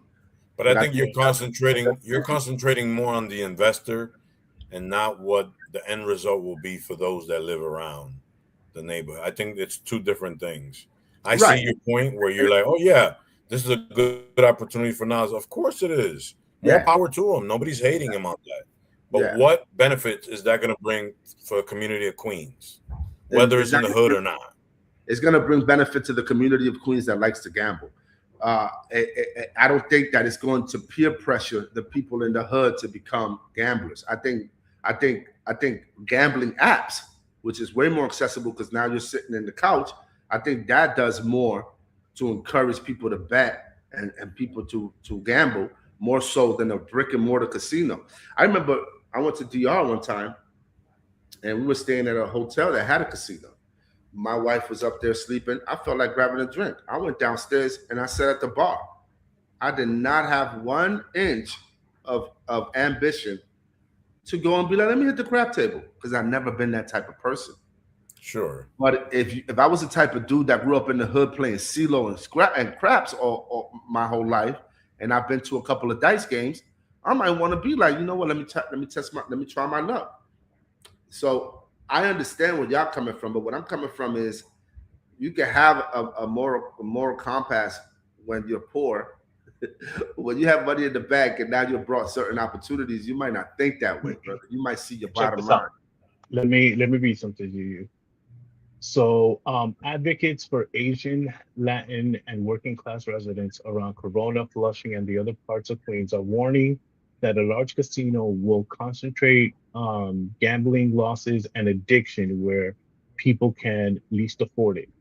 Analysis of the City Field Casino argue it would prey on the vulnerable Asian and working class residents by relying on local players' losses to fund a project marketed as revitalization. Groups like the Asian American Legal Defense and Education Fund have condemned the Queens Casino approval as harmful, noting the risk of increased problem gambling, household debt, and associated issues like family stress and mental health crisis. Okay. There it is. Bueno, let's agree to disagree with that. Yes. Oh, good topic, man. though. It's a good topic. Yes, sir. And yeah, I'm done with my joints, man. I hope everybody enjoyed my segment. I hope everybody enjoyed everything we've been talking about today. Definitely. Yo, don't forget to hit the like button if you want to see us argue, if you want to see O's big old forehead. You know what I'm saying? No, I want to know what they think. What do they think about gentrification? What do they think about things happening inside the hood, or minority billionaires now, condoning this type of situation? That's what I want them back into the investing. Yeah. You know what I mean? That's what I want our watchers to do. And we could really go in depth on another week on this and go more in depth and absolutely. And do our research and really come through with facts, because that's something that we haven't really researched or studied. But I was coming off of more of I think a lot of people will invest in a lot of things they say they wouldn't invest in if they come up on some money. It's very easy to sit back and be like, when you're poor, it's very, very easy to be like, man, I would never do that, man. I would never. And now you present an opportunity. You're like, oh, all right. That was my main point. And then I was like, you think it's okay to open up a casino in the hood? At the end of the day, if you don't open one, somebody else will. And that's Jay-Z was bidding for that casino, so. But we'll hit that topic again. Yeah. What up? What's next? I need a pee-pee break, bro. Yo, I need to get a water break. Oh, give me that intro, bro. All righty.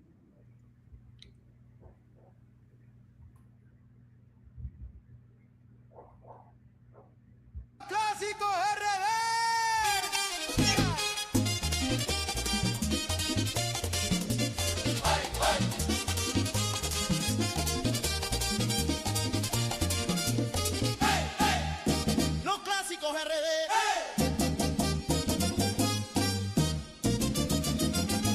Los clásicos RD. Ay, me voy a llamar, que lo hacemos nomás. Ay, me voy a llamar, que lo hacemos nomás. Que no lloraste lo menos, oye, puye la mujer. Que no lloraste lo menos, oye, puye la mujer. Oye, la mujer, oye, la mujer, oye, la mujer, oye, la mujer. Vaya arriba.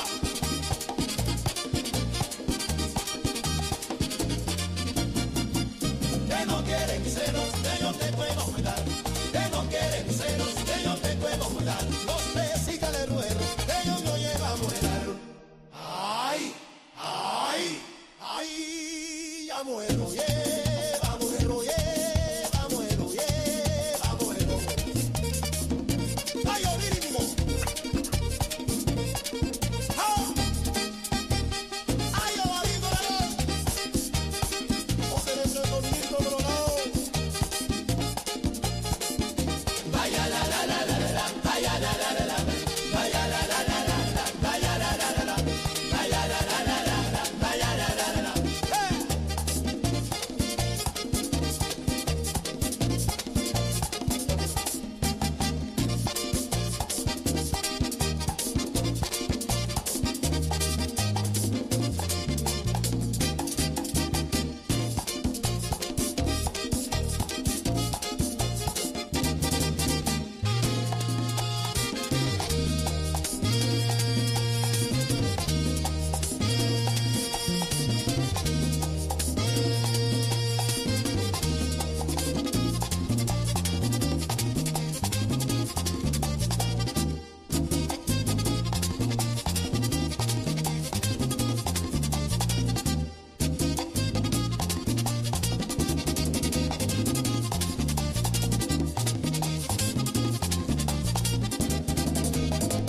Oh.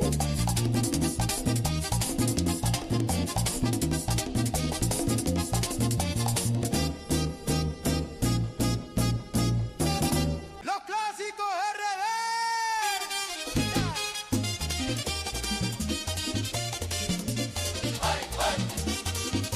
Hey, hey. Oh.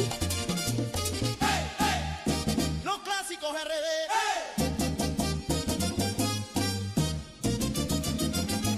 Los clásicos RD.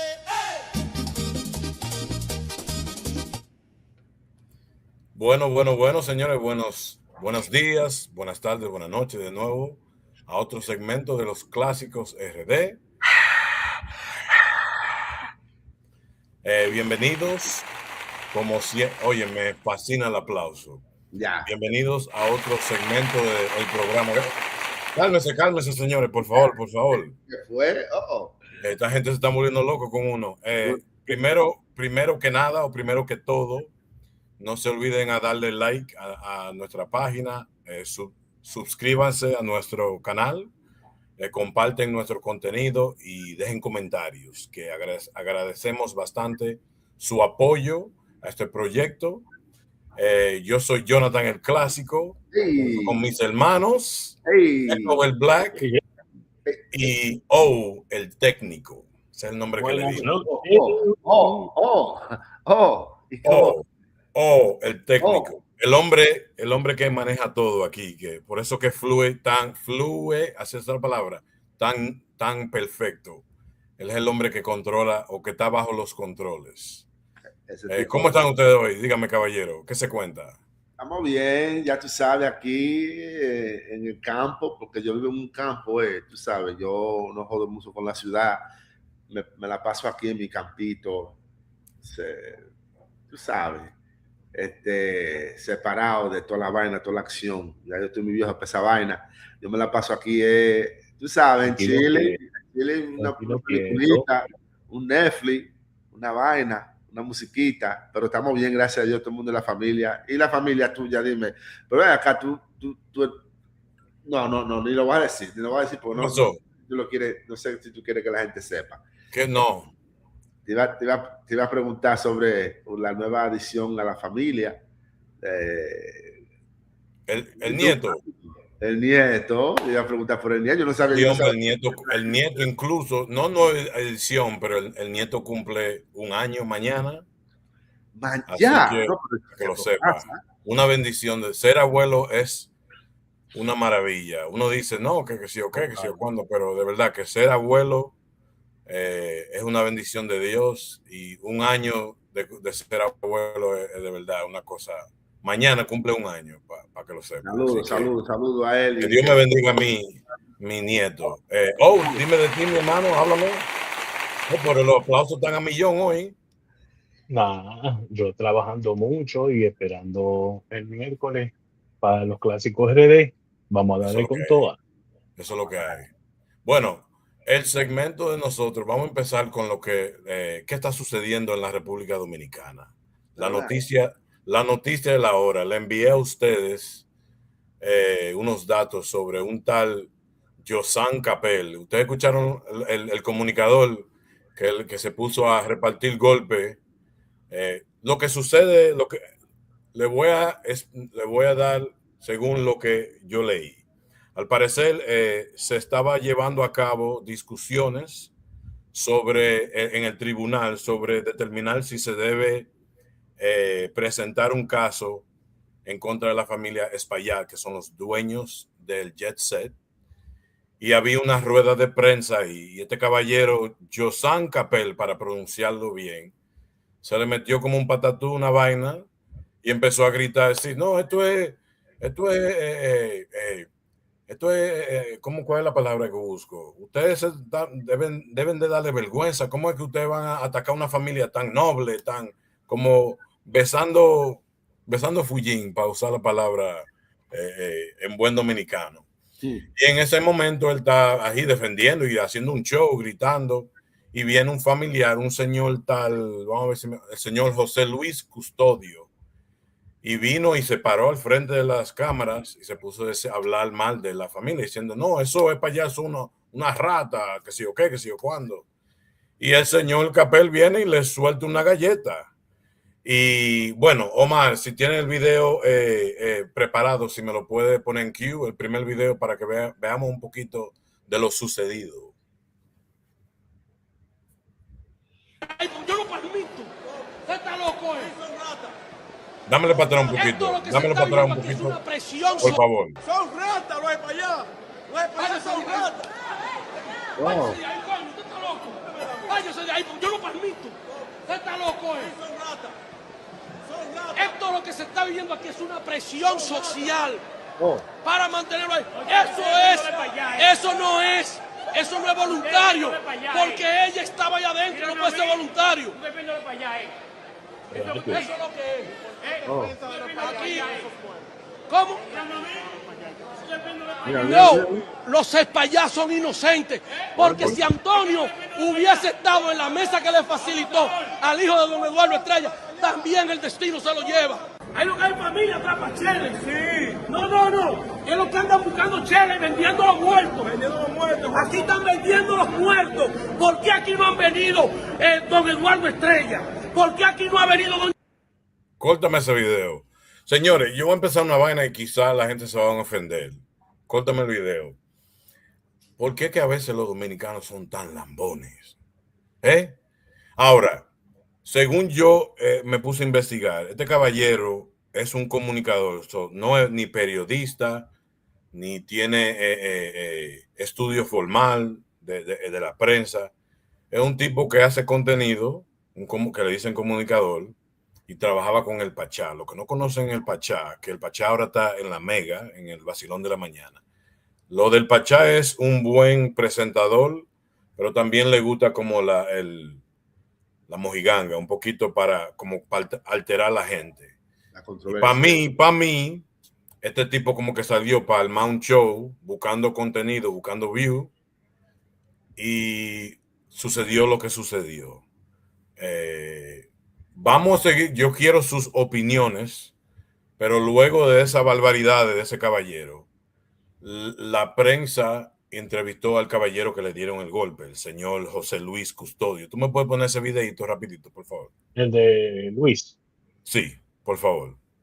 Porque claro que sí, porque, o sea, él lo mandaron, yo. Porque, o sea, él lo mandaron a hacer esto aquí, porque automáticamente hace lo que hace, se desaparece. Yo lo busqué aquí por todos los sitios, no lo encontré. ¿Para qué hiciera lo mismo? Justo de 3 a 4, 20. Hablando a favor de para allá. Incluso decía que los que estaban ahí dentro, todito están vendiendo. O sea, el periodista vino a defender a los para allá. A los para allá, sí, a los para allá. Josan Capel se llama. John C. Capel, se llama. Okay. Oye, ponme la pausa ahí. Cuando Yo te voy a decir una vaina. El que le está preguntando ahí, que le preguntó Josan Capel, este tipo se llma El Piro. El Piro, Y el Piro es loco. Este tipo es un duro. El tipo es un duro. Si tú sigues los clásicos RD, le digo, sigue en la página del Piro. El nombre del apellido Tolentino. Discúlpeme que no me sé el nombre completo de él. Pero ese tipo le tira duro a todo el mundo, a todo eso sinvergüenza en la República Dominicana. Y bueno, ahí está el señor Custodio hablando que él cree que este tipo lo mandaron como para hablar a favor de la familia Espaillat. Y al rato parece que le salió, todo el mundo empezó a atacar a este tipo, el Capel y él hizo un video disculpándose. Ponme ese video, por favor.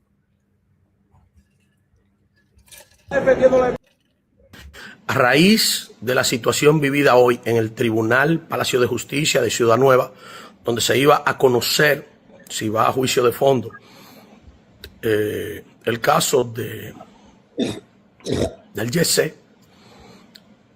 los nervios, pudiera yo decir, Oye. La emoción. ¿Qué emociones? Me traicionó. Yo soy un ser humano, yo soy de carne, yo soy de hueso. Es un lambón. Y yo quiero a ese señor al cual le levanté la mano a través de los medios de comunicación de José Peguero, pedirle a él y a toda su familia mis más sinceras excusas. Que me perdone. Ahora, yo como ser humano también tengo derecho a fijar mi posición y en mi calidad de abogado por igual. Usted es un lambón. Se justificó ahí. Okay. Oye, después que se disculpó, ahora se está justificando su posición. Yo entiendo No. que eso es involuntario y hay miles de razones, pero ese no es el tema. El tema es que la familia de este señor me perdone, que me excuse. La emoción y los nervios me traicionaron. Yo soy de carne y hueso. Pues sí. Excúseme y buscaré la forma hasta de llegar donde esté usted. Buscando view lo que estaba haciendo ese Está bien. ¿Tú sabes lo que me recuerda lo que él dijo? Que me perdone, Dios, que me perdone. Como si yo fuera el santo cachón. Hay otro video que vamos a hablar de eso ahora, pero quiero escuchar sus opiniones sobre el video que compartimos ahora. Uno, el tipo es un maleducado, porque no importa lo que esté pasando, las emociones, si tú eres profesional, tú te aguantas. Eso de estarle dando pecos a la gente solamente porque, oye, si tú eres profesional y estás en la farándula, eres un comunicador, sí, debes de ser hasta más profesional. Es como el presidente de la República Dominicana, alguien gritó y que le dé un zapatazo. No. Echo. Ya la cara lo dice todo. Loco, el periodista estaba equivocado. La agresión contra esa víctima de Tjay fue injustificada. El papá de la víctima. Oiga, debe reconocer que él está ahí bregando con una víctima de esa horrible tragedia. Digo víctima porque todo aquel que perdió a alguien en esa tragedia es víctima. Tienes razón. Por eso lo digo. Y la falta de empatía en ese momento de ese comunicador, ¿qué te digo? También puede ser evidencia de un conflicto de interés, como él dijo. A lo mejor lo mandaron, le dieron un par de pesos para que le diera a ese tipo esa galleta. Es un hombre que no se lo merecía. O que se ponga tepla diciendo, no, que vamos a hablar en favor de la familia Espaillat. David, porque tú puedes decir tu opinión. ¿Tú me entiendes? Como tú dijiste, que así somos los dominicanos. Y quién sabe si ese tipo se tiró un par de tragos también antes de coger para allá. No, estaba mal eso. ¿Tú te imaginas es que esa es la vaina en nuestro país? El pobre no da para nada. El pobre, mira cómo tratan a los pobres. ¿Tú crees que si hombre fuera de dinero, ese tipo de que se atreviera a darle una galleta? A darle una galleta. No, claro que no. Una persona un hombre vecino, es un hombre vecino, loco. Entonces di que ese abuso en cámara para que el mundo vea. Es una desgracia y es embarrassing. ¿Tú me entiendes? Da pena. Da vergüenza. Bueno, el último video, para que tú veas cómo somos nosotros los dominicanos, que eso sí nos gusta a nosotros, una demandita.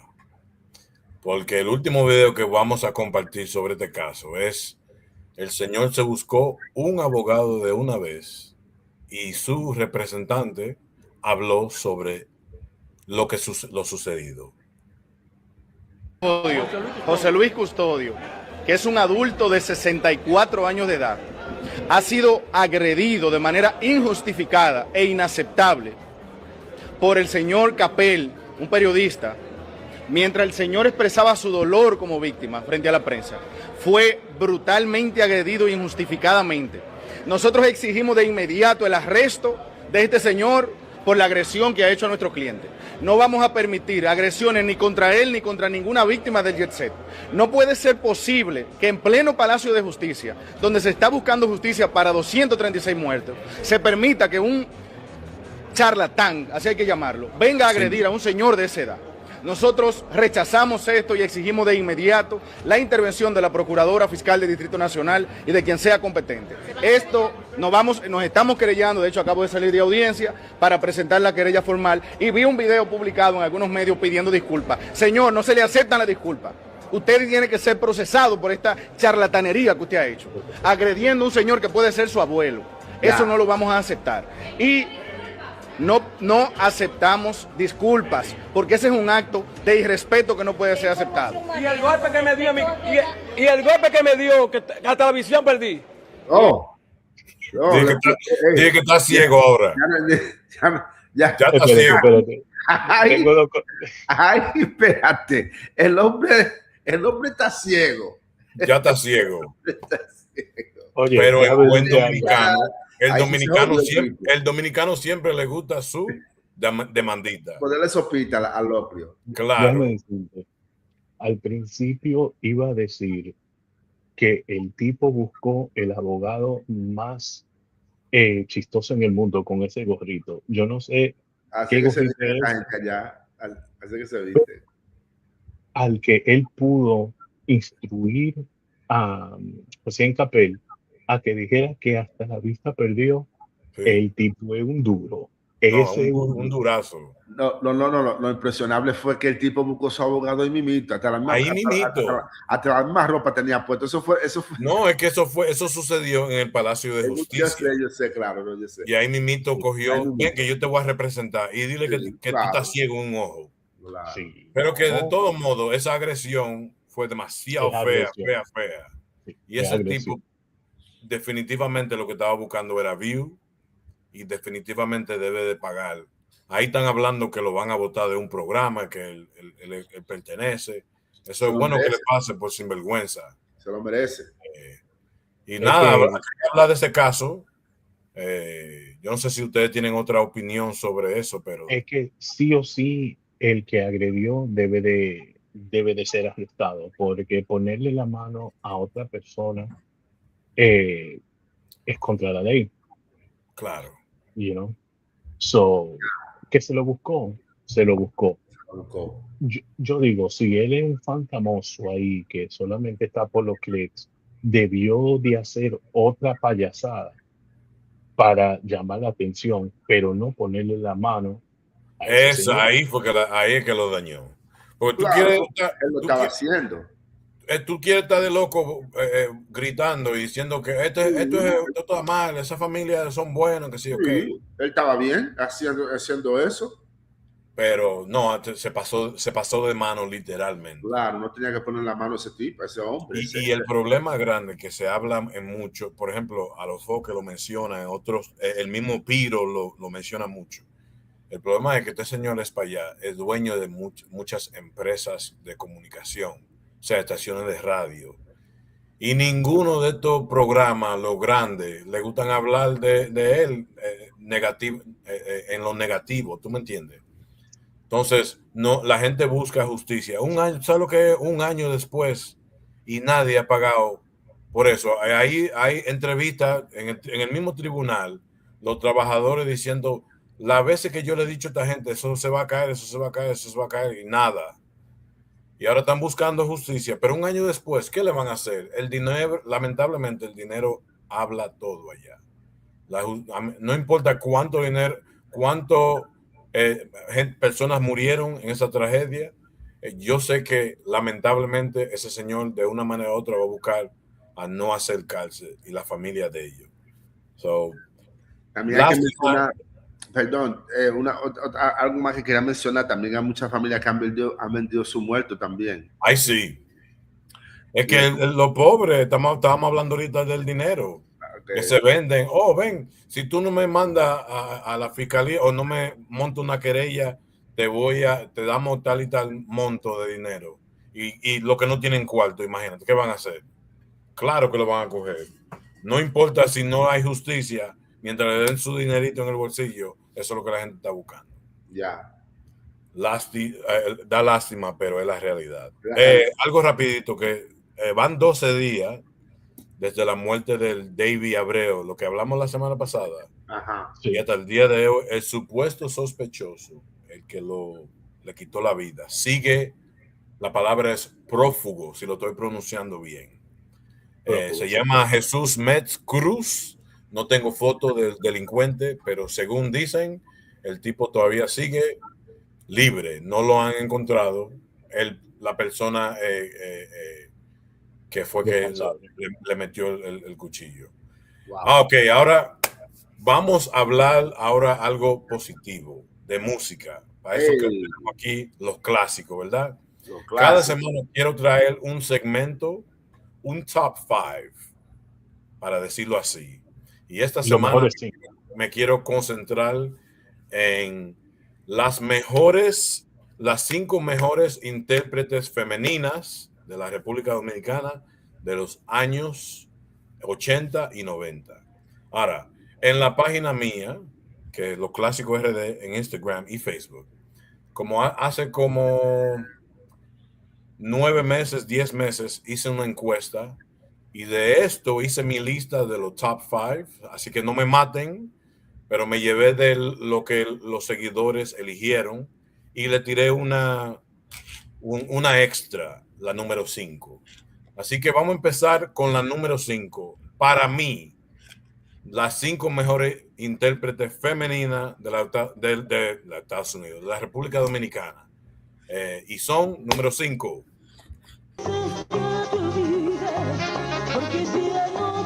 Muéveme la foto para arriba.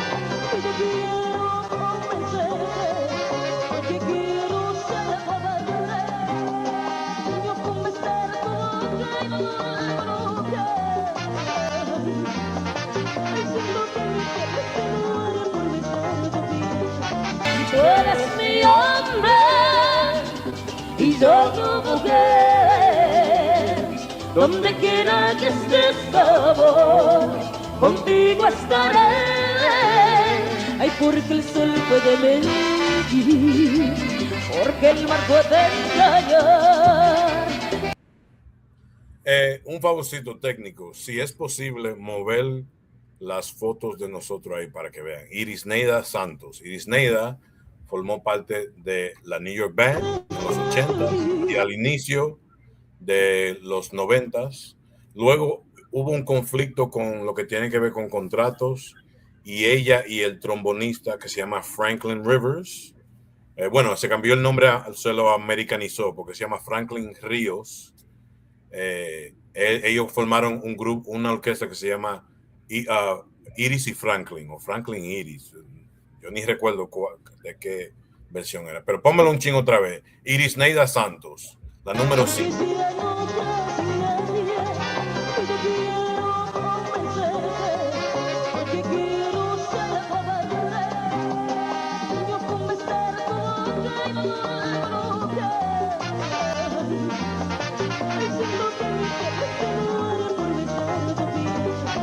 Tú eres mi hombre y yo tu mujer.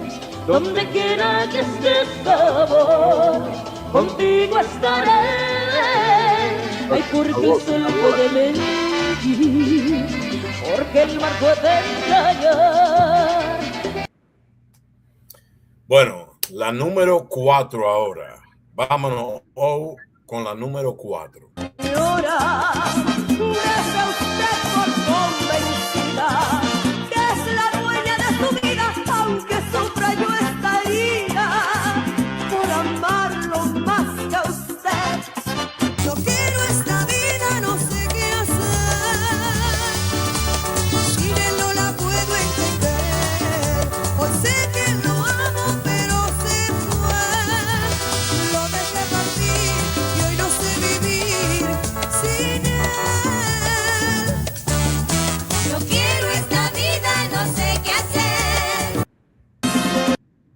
Ponme ahí, Verónica Medina. Verónica Medina fue porque falleció hace unos años, si no me equivoco, de cáncer. Pero para mí ella fue una de las mejores intérpretes de la República Dominicana. Ella cantó con las chicas del CAN cuando estaba Belkis Concepción. Después hubo una división donde Belkis se enferma y se dice que Wilfrido Vargas, que era socio de esa orquesta, le roba el nombre y la orquesta, y al ella regresar, Belkis forma su orquesta aparte que se llamaba como Belkis y sus chicas, algo así, y Verónica siguió con ella. Tremenda cantante, pero como le dije, murió hace unos, no recuerdo qué año murió, pero murió de cáncer, si no me equivoco. Verónica Medina, una tremenda intérprete, y la número 4. Vámonos para la número 3. Verónica.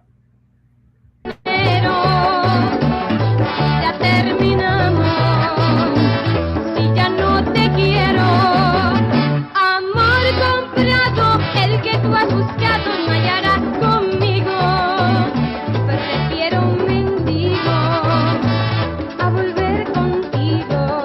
A ti te estoy vigilando desde hace un tiempo para acá, y vengo yo sospechando de que usted me está engañando. Miriam Cruz. ¿Qué más te puedo decir yo de Miriam Cruz? Que tú ya sabes. Tremenda intérprete. Ya. Durante su tiempo de las chicas del CAN, después de la división. Después de las chicas del CAN, se formó otra orquesta que se llamaba, bueno, que eran otras chicas en esa orquesta, pero también ella se fue y formó Miriam y sus chicas en los 90s. Y hasta el sol de hoy, ella sigue con su orquesta tocando a millón. Ella toca mucho en Colombia, en otros países, porque ella fue la artista principal de esa orquesta, la chica del CAN. Los temas de ella fueron las que pegaron más. Yo puse 2 ahí para no extender el segmento, pero todo el mundo sabe quién es Miriam Cruz durante su tiempo en las chicas del CAN y luego después formando su propia orquesta. Así que la número 3, Miriam Cruz. Vámonos con la número 2. La guacherna en carnaval. La guacherna en carnaval. La guacherna en carnaval. Que se alborote la gente, que lo quiero ver bailar. Que me busquen aguardiente, que yo me voy a parrandear. Aunque me cueste la vida, sigo buscando tu amor. Te sigo amando, voy preguntando dónde poderte encontrar. Really, boy. Vayas donde vayas, Really, al fin del boy. mundo me iré para entregarte toda mi vida, porque nací para sí. So, ustedes, bueno, ¿qué más te puedo decir yo de Mili Quesada? Mili inició con sus hermanos en la orquesta Los Vecinos, luego se juntan con su hermana Jocelyn, que hoy se llama, antes era Jocelyn Quesada, ahora es Jocelyn Arias. Ella dejó la música para enfocarse más en la religión, pero Ella dominaban los 80s, lo que era Millie y su hermana, y luego al su hermana dejar la orquesta, ella siguió en los 90, pegó muchísimo. Hasta el sol de hoy, si no me equivoco, ellos refieren a Millie Quesada como la reina del merengue. Hay muchos que dicen sí, muchos que dicen no. Lamentablemente, algo que quiero hacer un paréntesis aquí. Yo me he fijado mucho que el merengue con las damas no pega en el día de hoy como pegaba en los 80s, porque era todo un show, un glamour, algo De la como noche. un espectáculo, ¿tú me entiendes? Pero ella sigue siendo la reina, para mí una de las mejores. La Navidad, durante el tiempo de la Navidad, lo que volvió Juanita, es un himno nacional, tú sabes, tú lo sabes. Así que Millie Quesada, la número 2. Pero hay una, antes de ponerla, esto es mi opinión, y cuando yo hice la encuesta, ella le ganó a Millie Quesada, la mejor cantante femenina de la República Dominicana es... Todo lo que tengo, el mar que me baña, la luz que me guía, eres la morada que habito y si tú te vas, ya no me queda nada si tú te vas. Nuestro amor, taciturno, ilusionado, va cayendo como lluvia, hojarasca de papel. Nuestro amor, el más loco enamorado, galopante, embriagado, con ansias de nacer. Ponme pausa, yo te voy a decir una vaina. Opinión personal. Para mí esa mujer tiene la voz más angelical de la República Dominicana. Pero una vaina, yo no sé, una vainita que le sale en esa voz que para mí es lo mejor. Para mí la mejor cantante de la República Dominicana es Maridalia Hernández. Todos sabemos que ella inició con 440 junto a Juan Luis Guerra, Roger Sayas y Mariela Mercado. Luego ella ella hace su propia producción, pero según ella en algunas entrevistas, el dueño de la disquera como que la bloqueó porque ella no se quería enfocar mucho en el merengue, ella se consideraba más como baladista, sí, baladista diría yo. Ella tiene una canción que me fascina que se llama Para Quererte, que Kevin Ceballos lo hizo en salsa.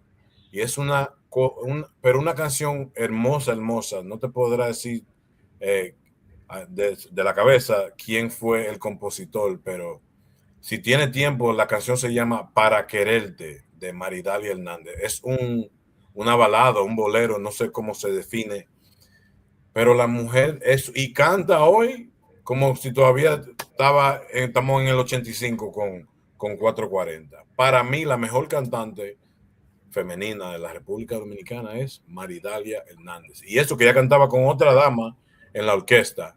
Ahora, corte, quiero de su opinión, de lo que ustedes sepan.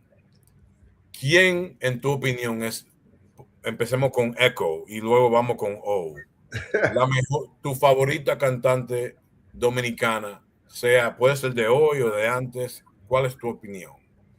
Tú hiciste un gran trabajo con la lista. Yo creo que esa lista fue hecha muy bien y no tengo mucha opinión sobre la orden. Yo cambiaría porque yo de verdad quiero ser subjetivo y decir quién yo prefería en la lista como mi artista número 1. Ajá. La cantante número 1. Y porque yo conozco más a Millie Quesada y esa voz es mucho más conocida en mi vida. Yo pongo a Millie Quesada número 1. Maridalia, que no sabía mucho de ella hasta que tú me diste la sabiduría, me dejaste saber quién es ella. Y ahora que yo escucho su voz, eso no se puede negar que ella es un talento grandísimo. Y eso fue un pedacito que yo No, porque ya también sé otras canciones que ella ha cantado. Y ya, tú sabes, porque es así conmigo, el merengue a veces yo tengo que escucharlo, yo me recuerdo de ese merengue. Pero esa voz de Milly y de Miriam, eso me lleva a un sitio, ¿tú me entiendes? Una nostalgia. Una nostalgia. Eso me lleva a Villa Consuelo, mano. Yo voy a Villa Consuelo, mano. Toda mi gente de Villa Consuelo, que es lo que con la concesión Bona por allá, cerca de la Duarte. Y eso digo yo, lo que sonaba era eso. Y Milly hizo un himno, interpretó un himno, que esa canción yo creo que fue escrita por un colombiano, que llegó Juanita. Sí. Ese es un dicazo, mano. Es una cosa que para los viajeros, especialmente en esos tiempos que les gustaba viajar para su país en diciembre, esas madres que venían empacadas, trayéndole cosas a todo el mundo. Llegó Juanita. Entonces, para mí esa voz es mucho más reconocida y mucho más preferida por mí. Yo la pusiera en número 1. Maridalia se puede quedar en número 2 y Miriam en número 3. Miriam también es una voz que es bien reconocida en mi experiencia, en mi vida. Me gusta que Miriam tenía esa voz también tan niña, ¿tú me entiendes? Desde jovencita, sí. Desde jovencita, tan juvenil es la palabra, una voz juvenil que sonaba, y ella podía como jugar un poquito con su voz y siempre sonar como que si tuviera 15 años. Entonces, digo, 9 años de edad. Y me encanta eso. Entonces, ese es mi orden. Después todo el mundo se puede quedar ahí, pero mi número 1 es Milly. ¿Alguna opinión sobre la lista o tu preferido? Mira, yo vine para pelear contigo. Ayer ya yo quería pelear contigo. Ajá. Hasta hoy. Dime. Hasta hoy. Mira, mi papá conoce a Milly y a Jocelyn. So ya yo venía, Milly. Hasta que escuché a Miriam. Como dice Eco, la vocecita de chamaquita. Súper. Pero entonces, escuché a Miriam, la número 1. La técnica de ella, vocales, es incomparable a las otras. Maridalia. La última, sí, Maridalia, sí. Maridalia, ok. La número 1. La técnica que ella usa le da, desafortunadamente, ella sería también mi número 1, pero yo de número 2 pusiera a la niñita esta. Miriam de 2 y entonces Jocelyn de 3. No, Milly de 3. Milly de 3. Wow, mira, al revés. Sí. Ahora, ¿ustedes creen que ustedes eligen esas dos porque no tienen tanto conocimiento por ejemplo, de las otras? ¿O no pegaron tanto como las otras? No, yo lo puse así porque escuchando la voz, las otras dos son cantantes como, vamos a decir, yo canto y me puse a cantar, boom, me di un palo, letras. Pero la que tiene técnica es la que puse de número 1. Ella sabe controlar del diafragma a todo. No, ese 440 era otra cosa. Ellos le hacían coros.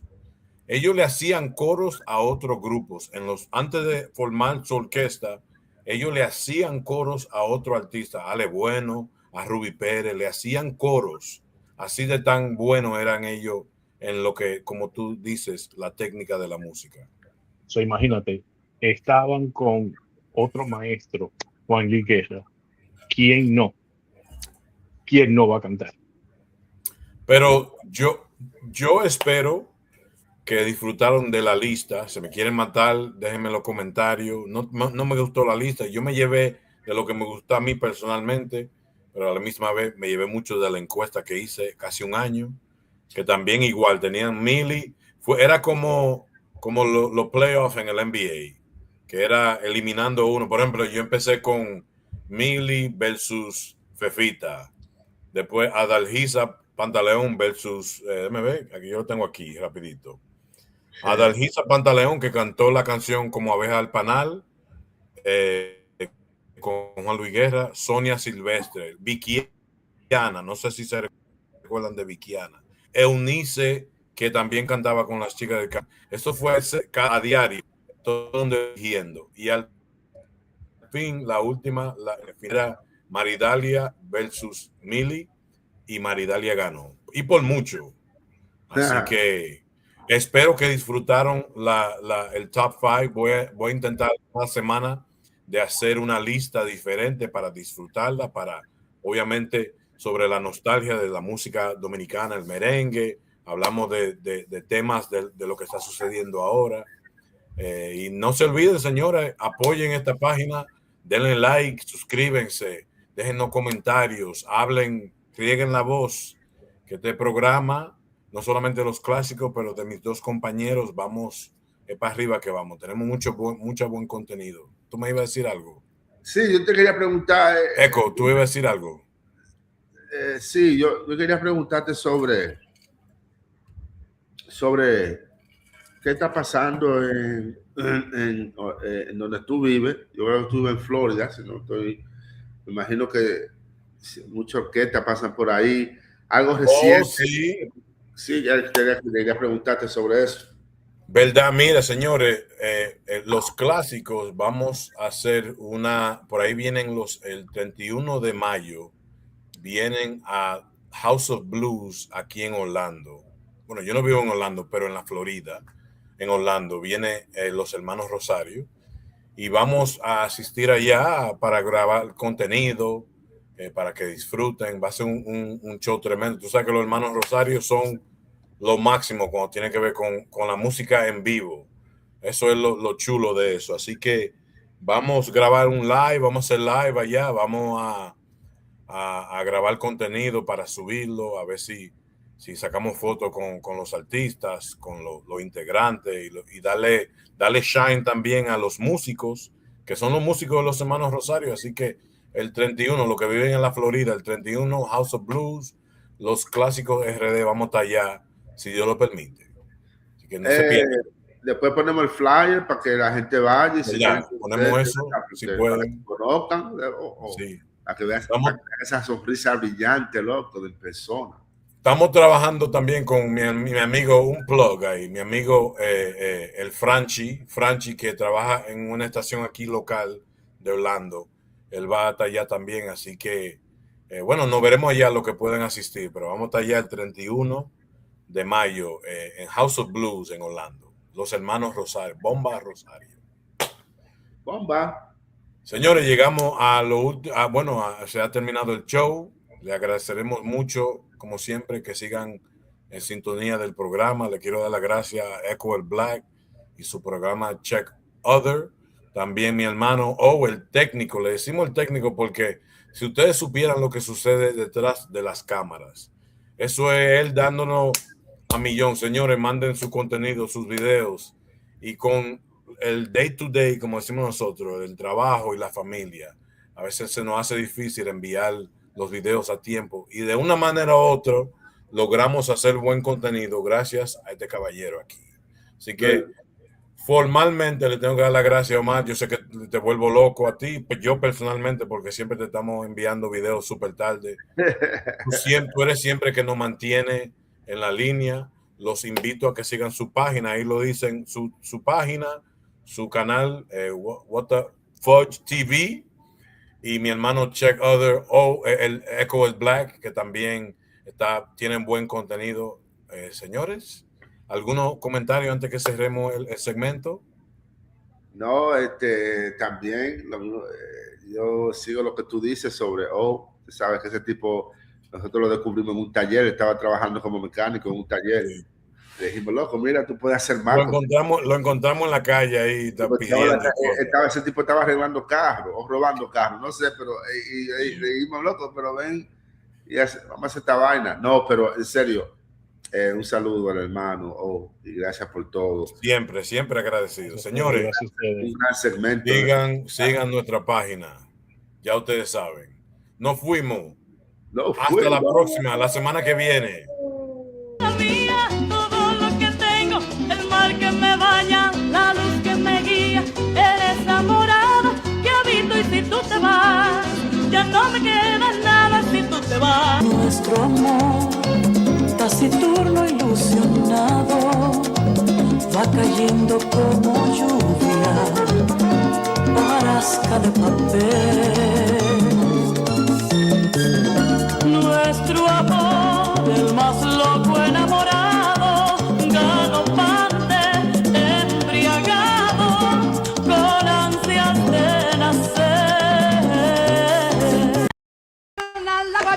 La guacherna en carnaval. La guacherna en carnaval. La guacherna en carnaval. Que se alborote la gente, que lo quiero ver bailar, que me busquen aguardiente, que yo me voy a parrandear. Aunque me cueste la vida, sigo buscando tu amor, te sigo amando, voy preguntando dónde poderte encontrar. Aunque vayas donde vayas, al fin del mundo me iré para entregarte toda mi vida. ¿Qué me importa que vivas con otra que te da dinero? Ya terminamos y ya no te quiero. Amor comprado, el que tú has buscado no hallarás conmigo. Prefiero un mendigo a volver contigo. A ti te estoy vigilando desde hace un tiempo para acá. Y vengo yo sospechando de que usted me está engañando. Júrese usted por convencida que es la dueña de su vida, aunque sufra yo esta herida por amarlo más que usted. Yo quiero esta vida, no sé qué hacer. Sin él no la puedo entender. Hoy sé que lo amo, pero se fue. Lo dejé partir y hoy no sé vivir sin él.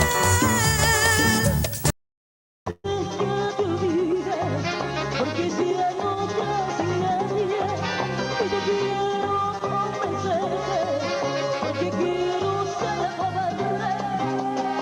Yo convencer tu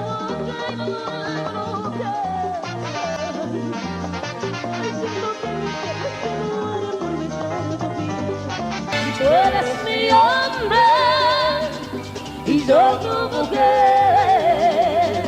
Donde quiera que estés, amor, contigo estaré. Ay, porque el sol puede mentir, porque el mar puede engañar.